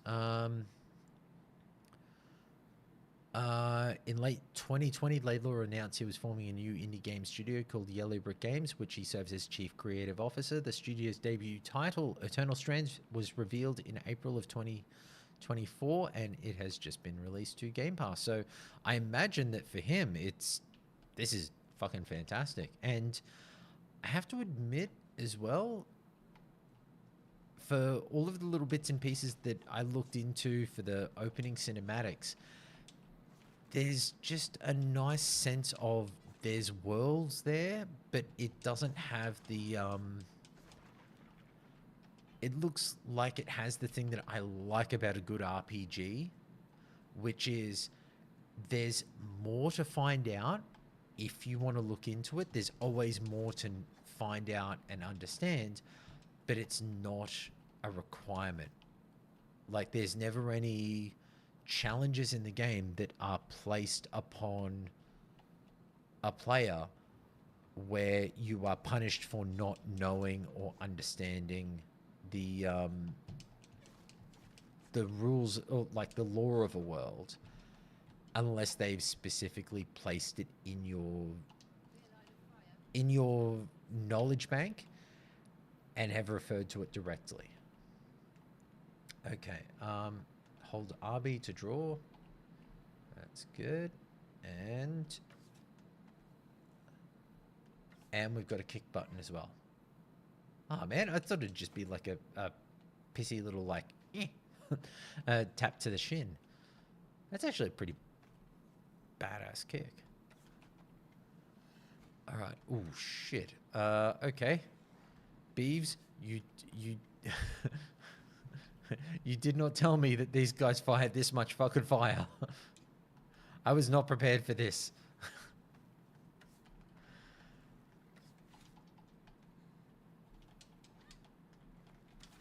Ooh, okay.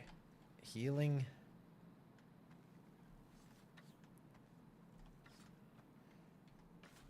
Okay. I have decided I do not like the bow. I am a simple sword and board man. I sword and I board, and that's about it. Oh, and free shit.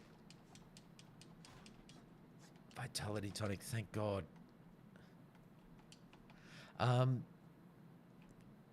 So actually considering it, like, it's kind of nice that, well,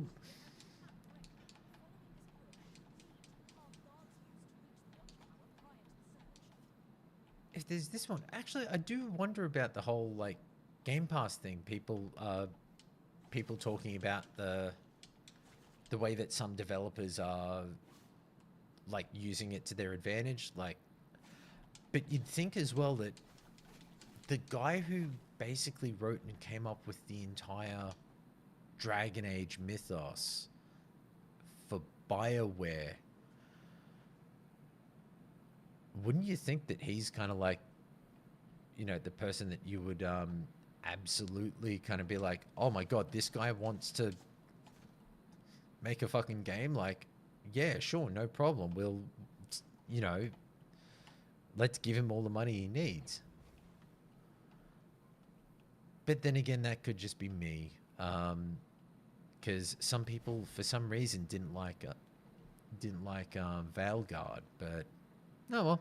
I suppose it's different strokes for different folks. I'm never going to tell anybody that they're wrong for not liking a game.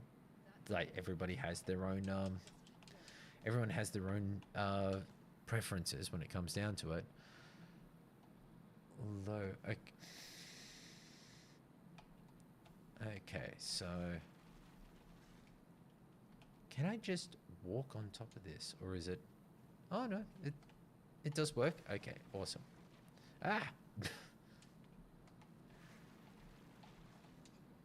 is it better to? Okay, I think I am definitely going to need to throw some more time into this. Okay, so DJ Fartblaster in the chat for YouTube. I enjoyed the level of whimsy. I kind of agree with that. It has a nice sense. Like, nothing about this is. It definitely doesn't feel the dark fantasy vibes that I'm used to with. Oh.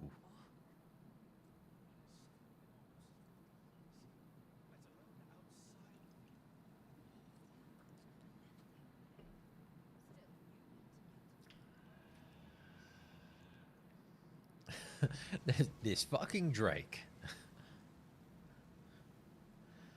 This absolute motherfucker. What did we ever do to this thing?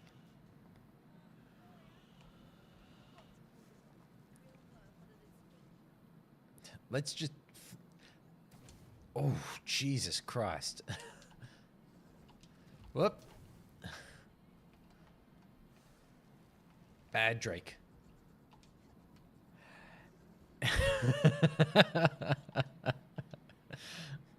Okay, we've got Bobby Kai just popping into the chat.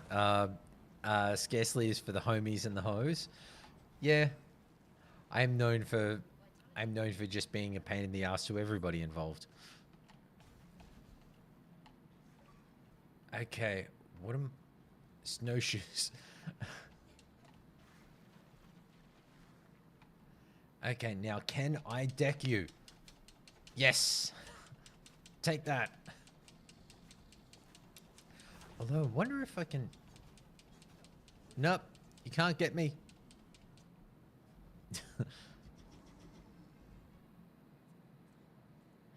Yes, actually, if you are looking for chivis in this game, Bubby Kai, chivis popping every couple of minutes, along with Lonely Snow Mountain Rider or Lonely Mountain Rider.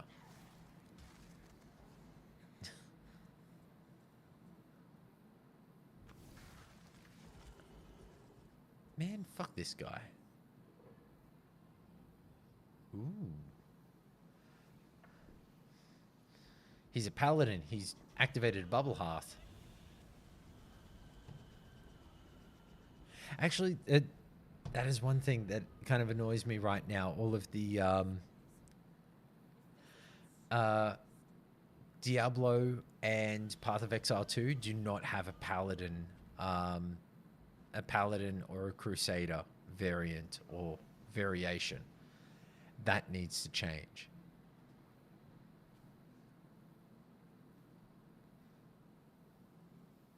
Okay, and we're into the cinematics.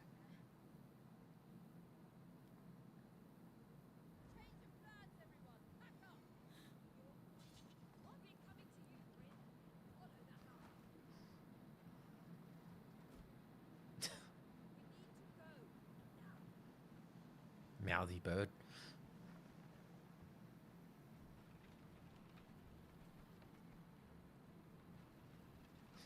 Yeah, now that I find the mystical fucking creature, now everybody's following and wanting to come to my assistance.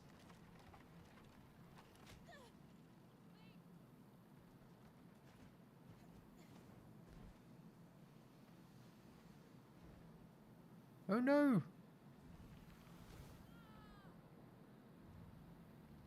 Oh no!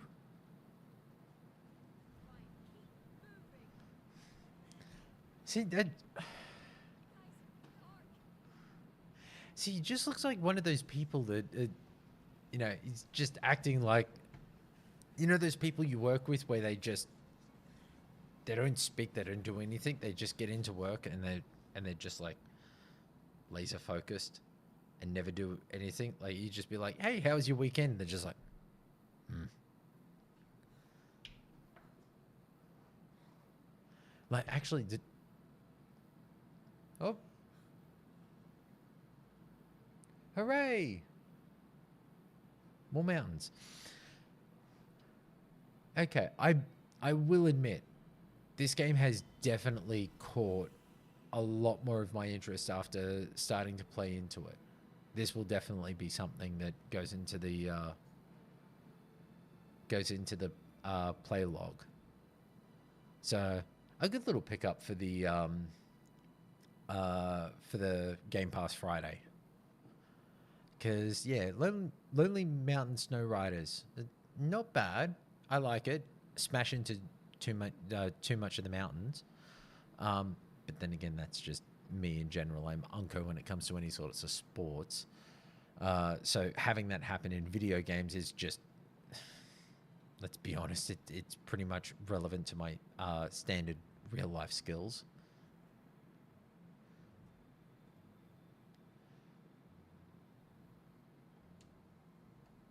Okay, we will skip ahead on the cinematic for this, just so that we can. Oh, another chibi. All of this mention of. Okay, I'm I'm really interested, and I feel bad because I know that if I start on this, I'm just going to completely just tank attention to it and miss the very thing that I'm doing here, which is like chatting with everybody. So first off, hey Bobby Kai, good to see you. I uh, I did message you earlier today to say make sure you listen to the opening for Xbox Two tomorrow. I won't say why, just yeah, listen through at least until Jess and Rand do the shout outs for the episode. Just do that for me. Because I'll be interested in what you think. Um, I wasn't here for but my favorite achievement I've gotten recently was Das Nuts. Beebs, as soon as you told me about that, like you messaged me on Facebook about the Das Nuts achievement, I went and I immediately looked up, found it, and I got it. I got it. I got it that moment. I was immediately like, have to get a testicle shot from a distance greater than 100 meters. Fuck, perfect.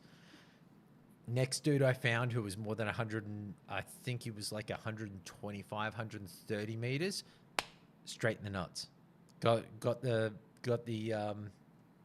got the achievement, and got the medal in the game for it. Had to do it. Like as soon as you reminded me about that, I was like, "Fuck, got to do it. Got to do it. Can't do anything, but that." Now, Beebs, you would remember this game, Starbound. Uh, Bubby Kai, well, that's not exciting and frightening at the same time. Um, uh, it is exciting and frightening at the same time, but don't be frightened. It is all cool. Just, uh, I'll just say that I became I Patreon for the guys, and I've become a producer. So technically, um, with that, I can kind of like promote this thing that I'm doing, and those guys will give me a shout out and everything. But because I'm still getting used to all of this and trying to work out how to best present to camera, talk to everybody, um, uh, all of that, I'm still learning. So I'm wanting to just get a little bit more comfortable with all of this before I start going like, hey, promote my shit, tell your friends about me, come join and chat and everything like that.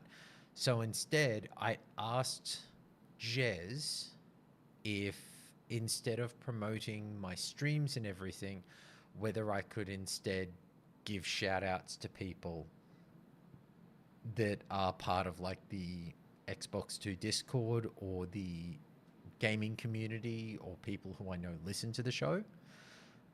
So that's what I did. And yeah, just you'll hear a shout out for you. And I wrote it and I was very proud of it. DJ Fartblaster, I love the explanation for how your team tracks you while you're out and about, the magic loom thing. Also, the 2D animated cutscenes making a comeback gives my inner child a lot of happiness. See, that's the thing. I love that when it comes down to everything. Now, we've done so many games where we do these incredibly well-acted mocap sequences and everything else. I love that amount of effort, and it's great to see mocap actors and voice actors get a lot more work.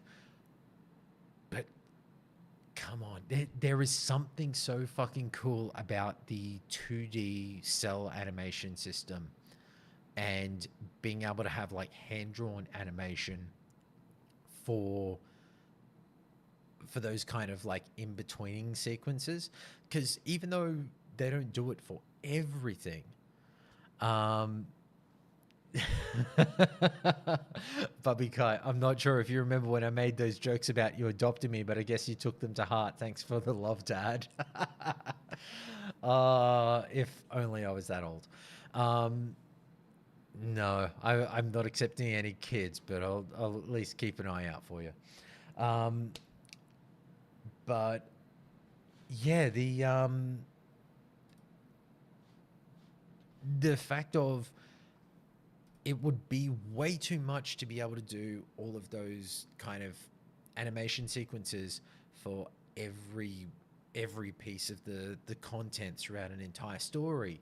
So instead, they use that as a good driver for the sequences where there's action, there's movement, it's something engaging, but they use the kind of classic, like the visual novel back and forth sequences to be able to have the dialogue, but using that with a bigger cast where it doesn't end up being kind of locked down to this character talks to this character and that's it, where they can actually have them like in that sequence.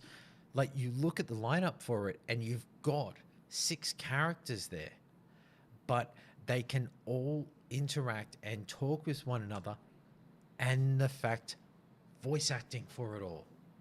Thank fuck. Like it is so many games don't do voice acting for that. They just go, nope. It's about like pulling down the money, pulling in the costs. We can't spend too much on this, but good voice acting for those sequences. You look at the art and go, the art is beautiful, the words are great, just a little bit of voice acting, and then it means that for people who are wanting to just engage and let the story be told to them instead of reading the story through each step, it gives them the ability to just sit on the couch and have a, it's like the, for some people, sitting down on the couch with a good book where they can set that tone and pace for what they're engaging with. But for a lot of others, it's about having the story told to you in the way that the writers and developers, they want you to engage with it. And that is something I really like about the presentation for Eternal Strands, because it almost reminds me a bit of how simple the cinematics were for a lot of the action when it came to Dragon Age Origins. Like, there are some big sequences in that game, but there's only a few of them. Everything else is very character driven. It's about the characters not really doing many actions. It's all about the dialogue and the kind of back and forth. It's nice to see it kind of come back. So I'm very hopeful, because there's been more and more of these. Like, it used to be the big names, I think his name was Glenn Schofield, the creative developer and director for Dead Space 1, 2, 3. He was the head of Visceral Games, and then started Sledgehammer Games, and then went to Crafton and worked on the Callisto Protocol.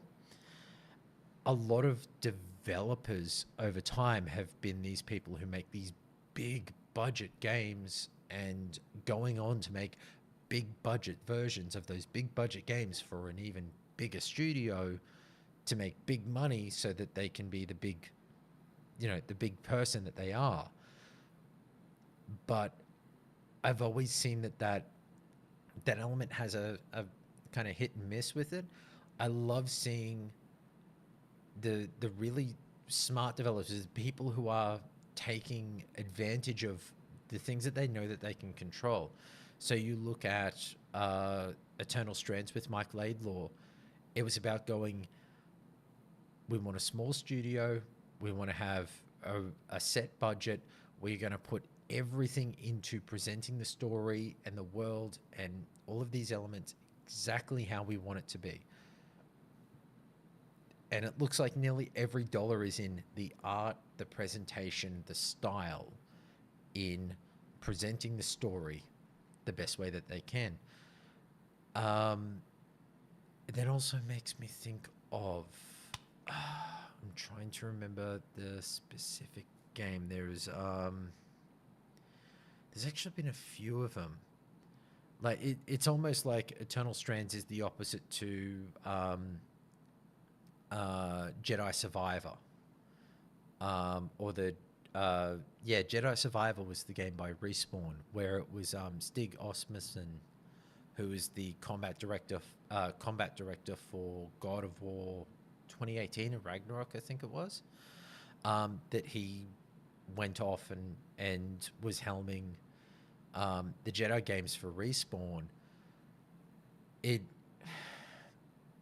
seems to be a lot of expansion of ideas where people prove themselves with one IP, and then they build and then put them into an even bigger IP and a bigger IP and a bigger IP, where there's no level of control that comes with learning those things. And there seems to be more success in kind of having scope and scale that I think is proving to be a more impactful element about how people receive a game. Like, as Mishkin said in the Twitch chat earlier, I will just bring it up here. He was still playing Final Fantasy Rebirth. He's hit a year since he started playing it, and he's only at chapter 12. The game is like, I think 50, 60 hours. And that's a long time to be spending in the game, but it's about how much time each player has to put into the game.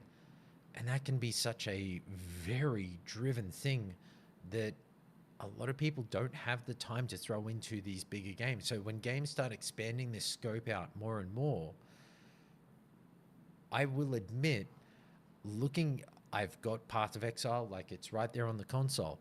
I started playing it and I'm like, okay, yeah, the combat's fun. It's interesting. It's a little more engaging than Diablo. It has kind of a slower style. It seems a more like purposeful attack and combat system. It's very much driven in the ARPG structure. But I know how much time is involved in that. And that's a scary aspect to jump into, because I've spent hours. Okay. Mishkin in the Twitch chat saying Cyberpunk was about a year and a half. I just wanted to stay in that world. I will admit, had the very same thing. I played. Don't ask me about Persona 5. Also from Mishkin. Persona 5. I played through Royale on the PlayStation 4 when that came out. And Wombats played through Persona 5 when it came out on the PlayStation 4. And I have just finished Okumura's Palace in Persona 5 Royale for the Xbox. But unfortunately life got in the way and I never finished it off. I've still got the save. I can still kind of keep on from there. But Cyberpunk was actually an interesting one for it because both Wombats and I played through that when it came out. While everybody was going, oh, Cyberpunk 2077, terrible game. Don't play it on consoles. It's horrible. It's no good. It's buggy. It's this, it's that. We had not a single issue. Both of us playing through the game didn't have a single fucking problem. And it was amazing. It was fantastic. I'm still yet to actually play through Phantom Liberty for Cyberpunk because the Phantom Liberty patch kind of updated and built out all of the updates. And I've only played about a half hour into it. So I finished that opening. I finished that opening sequence of saving the president. But from there, I was like, oh, I know this is going to be a fucking thing. And all of the changes to the skill system and everything else then ended up making a kind of tough challenge of how do you balance all of those things. And do I now go back to it across the board and go, okay, let's jump back in from step one. I think Wombats actually did that. She started playing a new Street Kid playthrough. And I probably should, but at the same time, I've got my character that I played through. I'm just tempted I should just download it and just get cracking on it. Because I've heard Phantom Liberty is fantastic and everybody I know who played it really loved it. Although at the same time, there's some games where you play it several times through, and it's with that several times that you actually then gain the appreciation for what the game did. And I will admit, just towards the end of last year, Mishkin saying also just the quality of life updates. I did hear that. Yeah, well, actually, I saw even from the half hour or so that I played, the controls felt a little more crisp, like a little more responsive, and yeah, just the general combat the feel, the tempo of combat, especially playing as a night runner, like a hacking specialist. It felt so much more dynamic rather than kind of stick your head out, you know, set somebody to cyber psycho and then pop back into cover. Um, One game that I did actually play on the PlayStation 4 and then have only recently played on uh, played on the Xbox and finished it off on there was Death Stranding, which I didn't expect to want to go back and play. Like, I remember finishing Death Stranding on a Sunday evening before heading into work for like a week where we were going to get absolutely smashed. I knew it in advance, but I had finally finished the boss fight for kind of final confrontation with Higgs. So it was all finishing out. The ending of the game took 2.5 hours after I had killed the boss.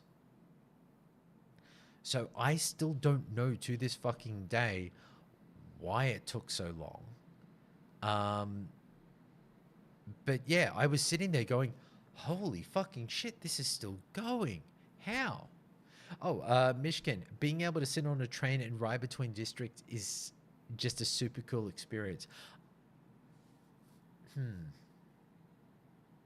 I think, okay, maybe I should download it onto the PC here and play it at the full, you know, RTX overdrive mode. Because, yeah, we've got the heavy duty PC here. Fuck it, we'll do that. Let's see if we can melt a PC live on stream. Is Iron Mouse giving you this content? Graying 40 years old and melting PCs on stream? She probably is. Probably a whole lot better than I would.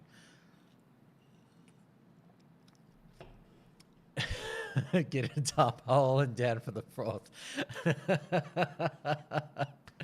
All right, I'll do it. So after finishing Death Stranding, towards the end of last year, there was that kind of out of the blue announcement that Hideo Kojima had basically come out and said, I now own the Death Stranding IP, the rights to it, everything. So it's back in my hands and it's coming out on Xbox today and it's like $20. Like, buy it on discount. Considering I hadn't played it since 2019. DJ Fart Blaster. Off topic, but I was wondering if you played Citizen Sleeper at all, or are you going to? Have you played its sequel? I have played Citizen Sleeper 1, and it is a deceptively. It is a deceptively deep game where you start getting kind of dragged into it, and the kind of decisions, the back and forth. It almost feels a bit Telltale game, like The Walking Dead, where kind of decisions and balance offs. I'm yet to play the sequel. I was considering putting that on the lineup for tonight, but considering we've done Sniper Elite, Lonely Mountain Snow Riders, and Eternal Strands, and I still have Far Cry New Dawn to go. Although I don't think I'm going to get there. I will be honest. I'm probably going to be calling it in the next small bit of time, because I still have a fuckload of work to do tomorrow. So I won't be doing a stream. I know that the schedule says that I do streams Monday, Wednesday, Friday, and Saturday. Unfortunately, even at the moment, doing a stream on Saturday is especially for work, it's too much to manage. Just that little bit of extra time that I need to put into work. So that's unfortunate. But yeah, we'll probably leave Far Cry New Dawn for another day. But at the same time, like I remember bringing it up and saying to Wombat, "Oh yeah, I'm also going to get this," and she was just like, "Really? Is it something you really want to play?" And it's like, "Oh, well, I've never played it before." Um, but at the same time, like, I imagine it's very much like every other Far Cry game. It's going to be like a 10-minute introduction sequence, and then they're going to handhold you as you go through one small area, and then it opens up and you go kill things with a bow. I'm not sure. But I am interested in Citizen Sleeper 2. I did see the reviews for it and people raving about it in the same way that they did for the first game. I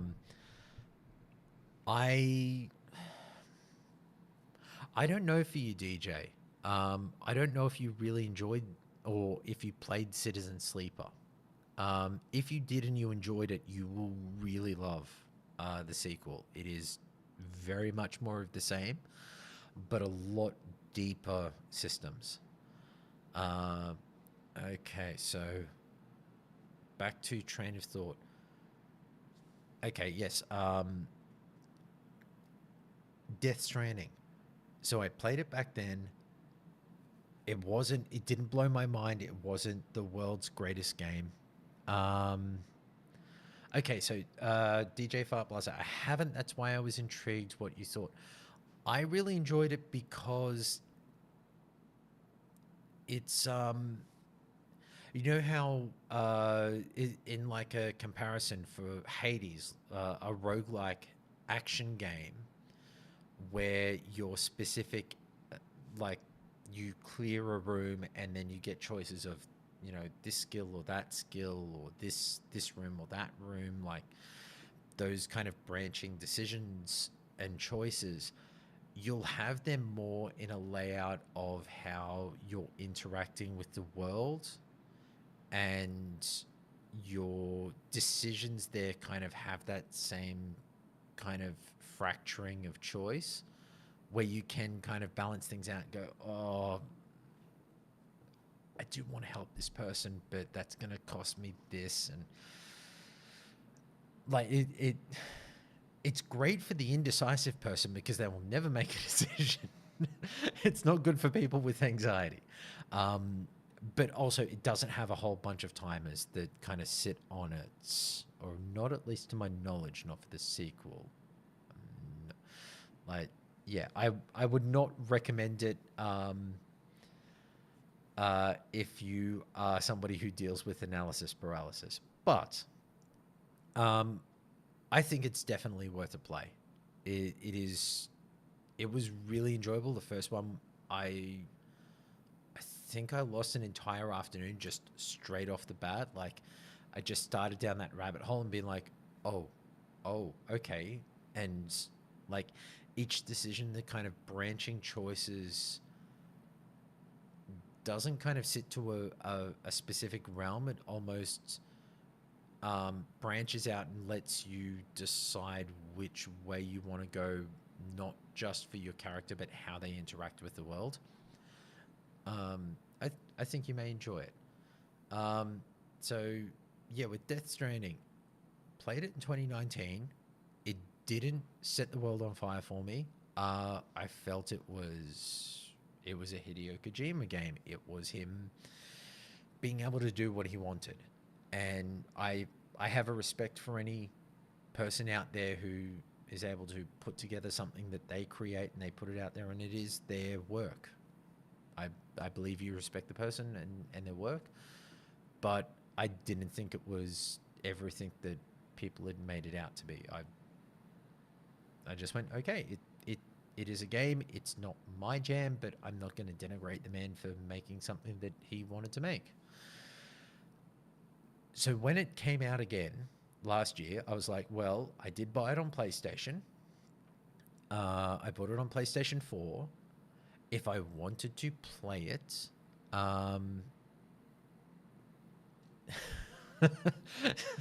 Sorry, DJ Fart Blast. That sounds interesting. Also, you know how I am. Almost the inverse of decision paralysis in quests usually. Just punch the car. That is true. There is one person who can just take the path of least resistance. It is DJ Fart Blaster, because you get into a game with him or watch him play a game, in his decisions and his reactions, if there is a person who exists for who exists the very definition of the word gut instinct, it is him, because he will just go that one. Like doesn't like, oh, be careful around this. It's like, nope, fuck that. This is the decision I'm making. I'm just going to see it through. Doesn't matter if it blows up the entire world. It'll be like, well, I made my fucking decision. So ultimately, with everything for Death Stranding, I respected the fact that somebody got to make the game they wanted to make. It didn't set the world on fire for me. However, seeing as I already had it on PlayStation 4, to upgrade that to a PlayStation 5 version, however, it was, I believe it's a $10 upgrade fee for the Americans, but I think it's something like $15 to $19 Australian. But you had to go from the PlayStation 4 version to the PlayStation 5 version, which was the director's cut, I think. And that had like an additional, so it ended up being about $25 for the upgrade.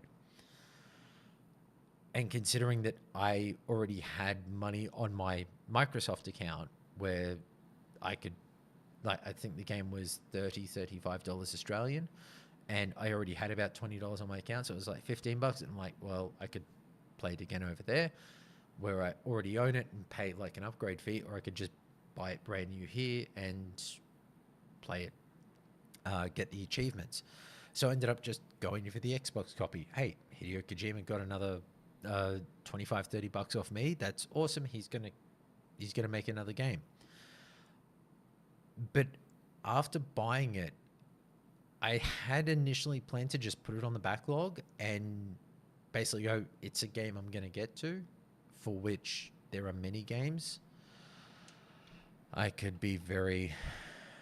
there is approximately 930 games in my list. And many of them I'm still yet to actually play through all the way through, but we all have one hell of a fucking backlog out there. So it was initially for the backlog, but I ended up being like,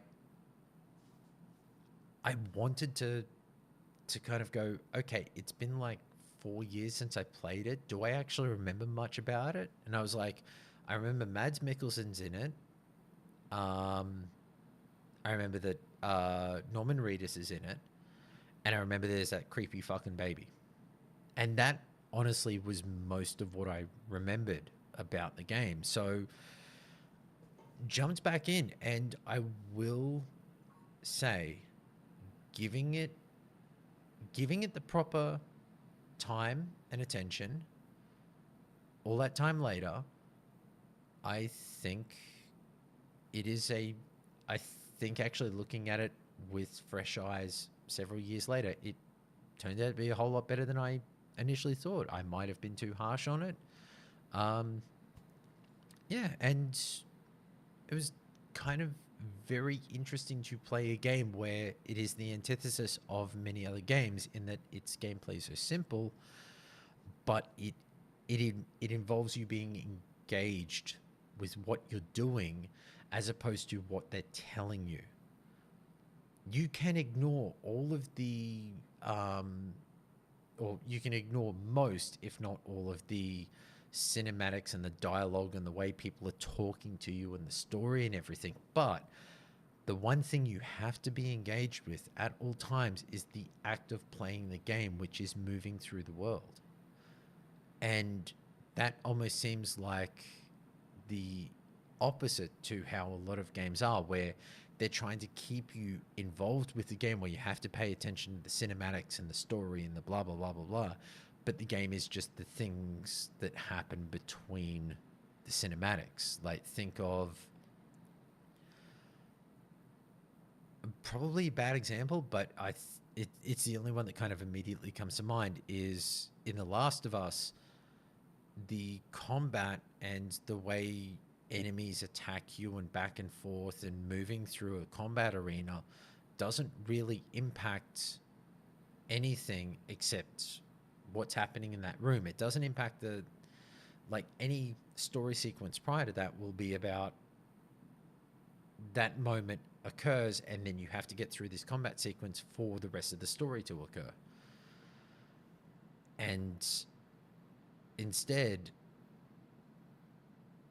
those are the things that people are engaged with, are these chunks of story and not really the gameplay, because the gameplay is just, okay, let's get through this to find out what happens next. Like, it's almost as if you are watching something and the gameplay interrupts what the game's wanting to tell you. But for Death Stranding, it almost feels like as much as the verbose story and it's explaining all of these things, ultimately you can just take all of that and toss it out the fucking window. And you're allowed to do that because you ultimately go, well, I have to be engaged with the game, like what I'm playing. But yeah, sorry, that just came up. It was one of those things of actually kind of realizing and talking through a lot of the stuff in Gamepass, the auteurs, the way where not a whole bunch of money is spent on that game. It was actually developed inside, like, I think Death Stranding was announced in 2016 and it came out in 2019. I think it was announced late 2015.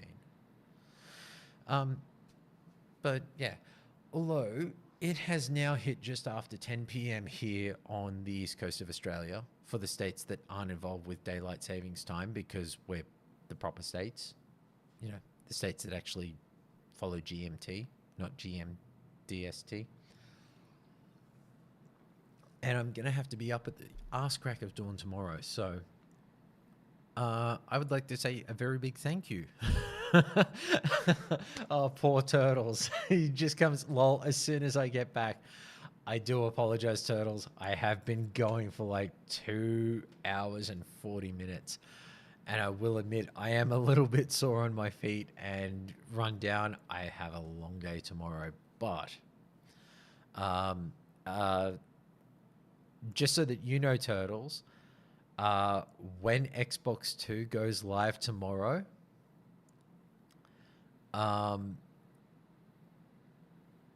keep an ear out for when the Patreon shout outs happen. I've left a little surprise there for our good friend Bubby Kai. What is that uptime thing? I'm tempted. I would like to know what this is. What is that, Bryn? I've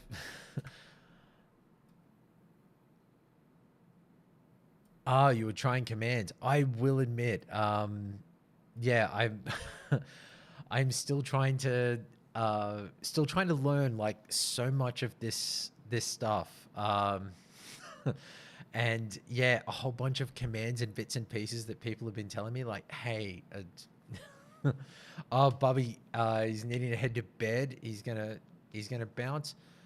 You have yourself a damn good night, Bubby. Be sure to listen to Xbox 2 tomorrow for your surprise. I will probably end up calling upon DJ Fart Blaster to learn a bit more about the Twitch systems and everything else like that, because if there's ever a problem that you have in the world and you want to understand it better,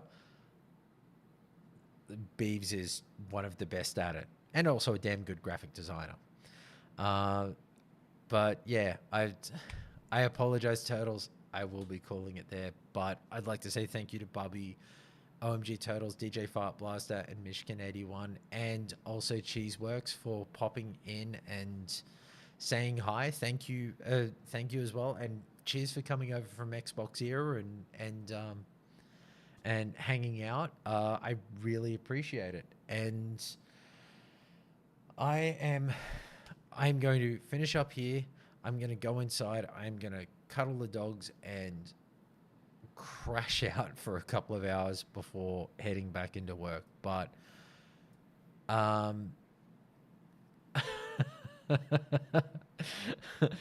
OMG Turtles with, hey guys, welcome to the Turtle Chat with me, OMG Turtles. Don't forget to hit the subscribe button.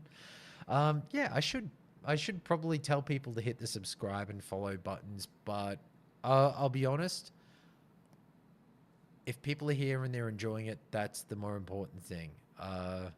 There is no monetization here. There will never be any monetization. If there is, that money is going straight to the RSPCA, or it's going, if I can't donate it directly to the RSPCA, I'm just going to buy like gift codes to just give out in the chat because I'm comfortable. My life's good. I don't need all of that, but here's a weird thing about it all. When people start chatting, then YouTube and Twitch get really interested in the fact that when you talk to people in their chat and you actually have dialogue back and forth, they're going, wow, your engagement's so incredible. You should be doing all of these things. You need to monetize. You're on the fast track to becoming an associate or a this or a that. It's like, motherfuckers, leave me alone. I'm just trying to do some shit. But regardless of that, thank you very much to everybody. I hope you have a wonderful night and a chill rest of the day ahead. I'm going to go grab some sleep, hit some work tomorrow, but if I can, I will try another stream before Monday. If not, it'll be Monday night back here, and we might try and knock out yet another Game Pass game, but it could also just be a good time to get some more Diablo achievements done. But until next time, thanks very much, everyone.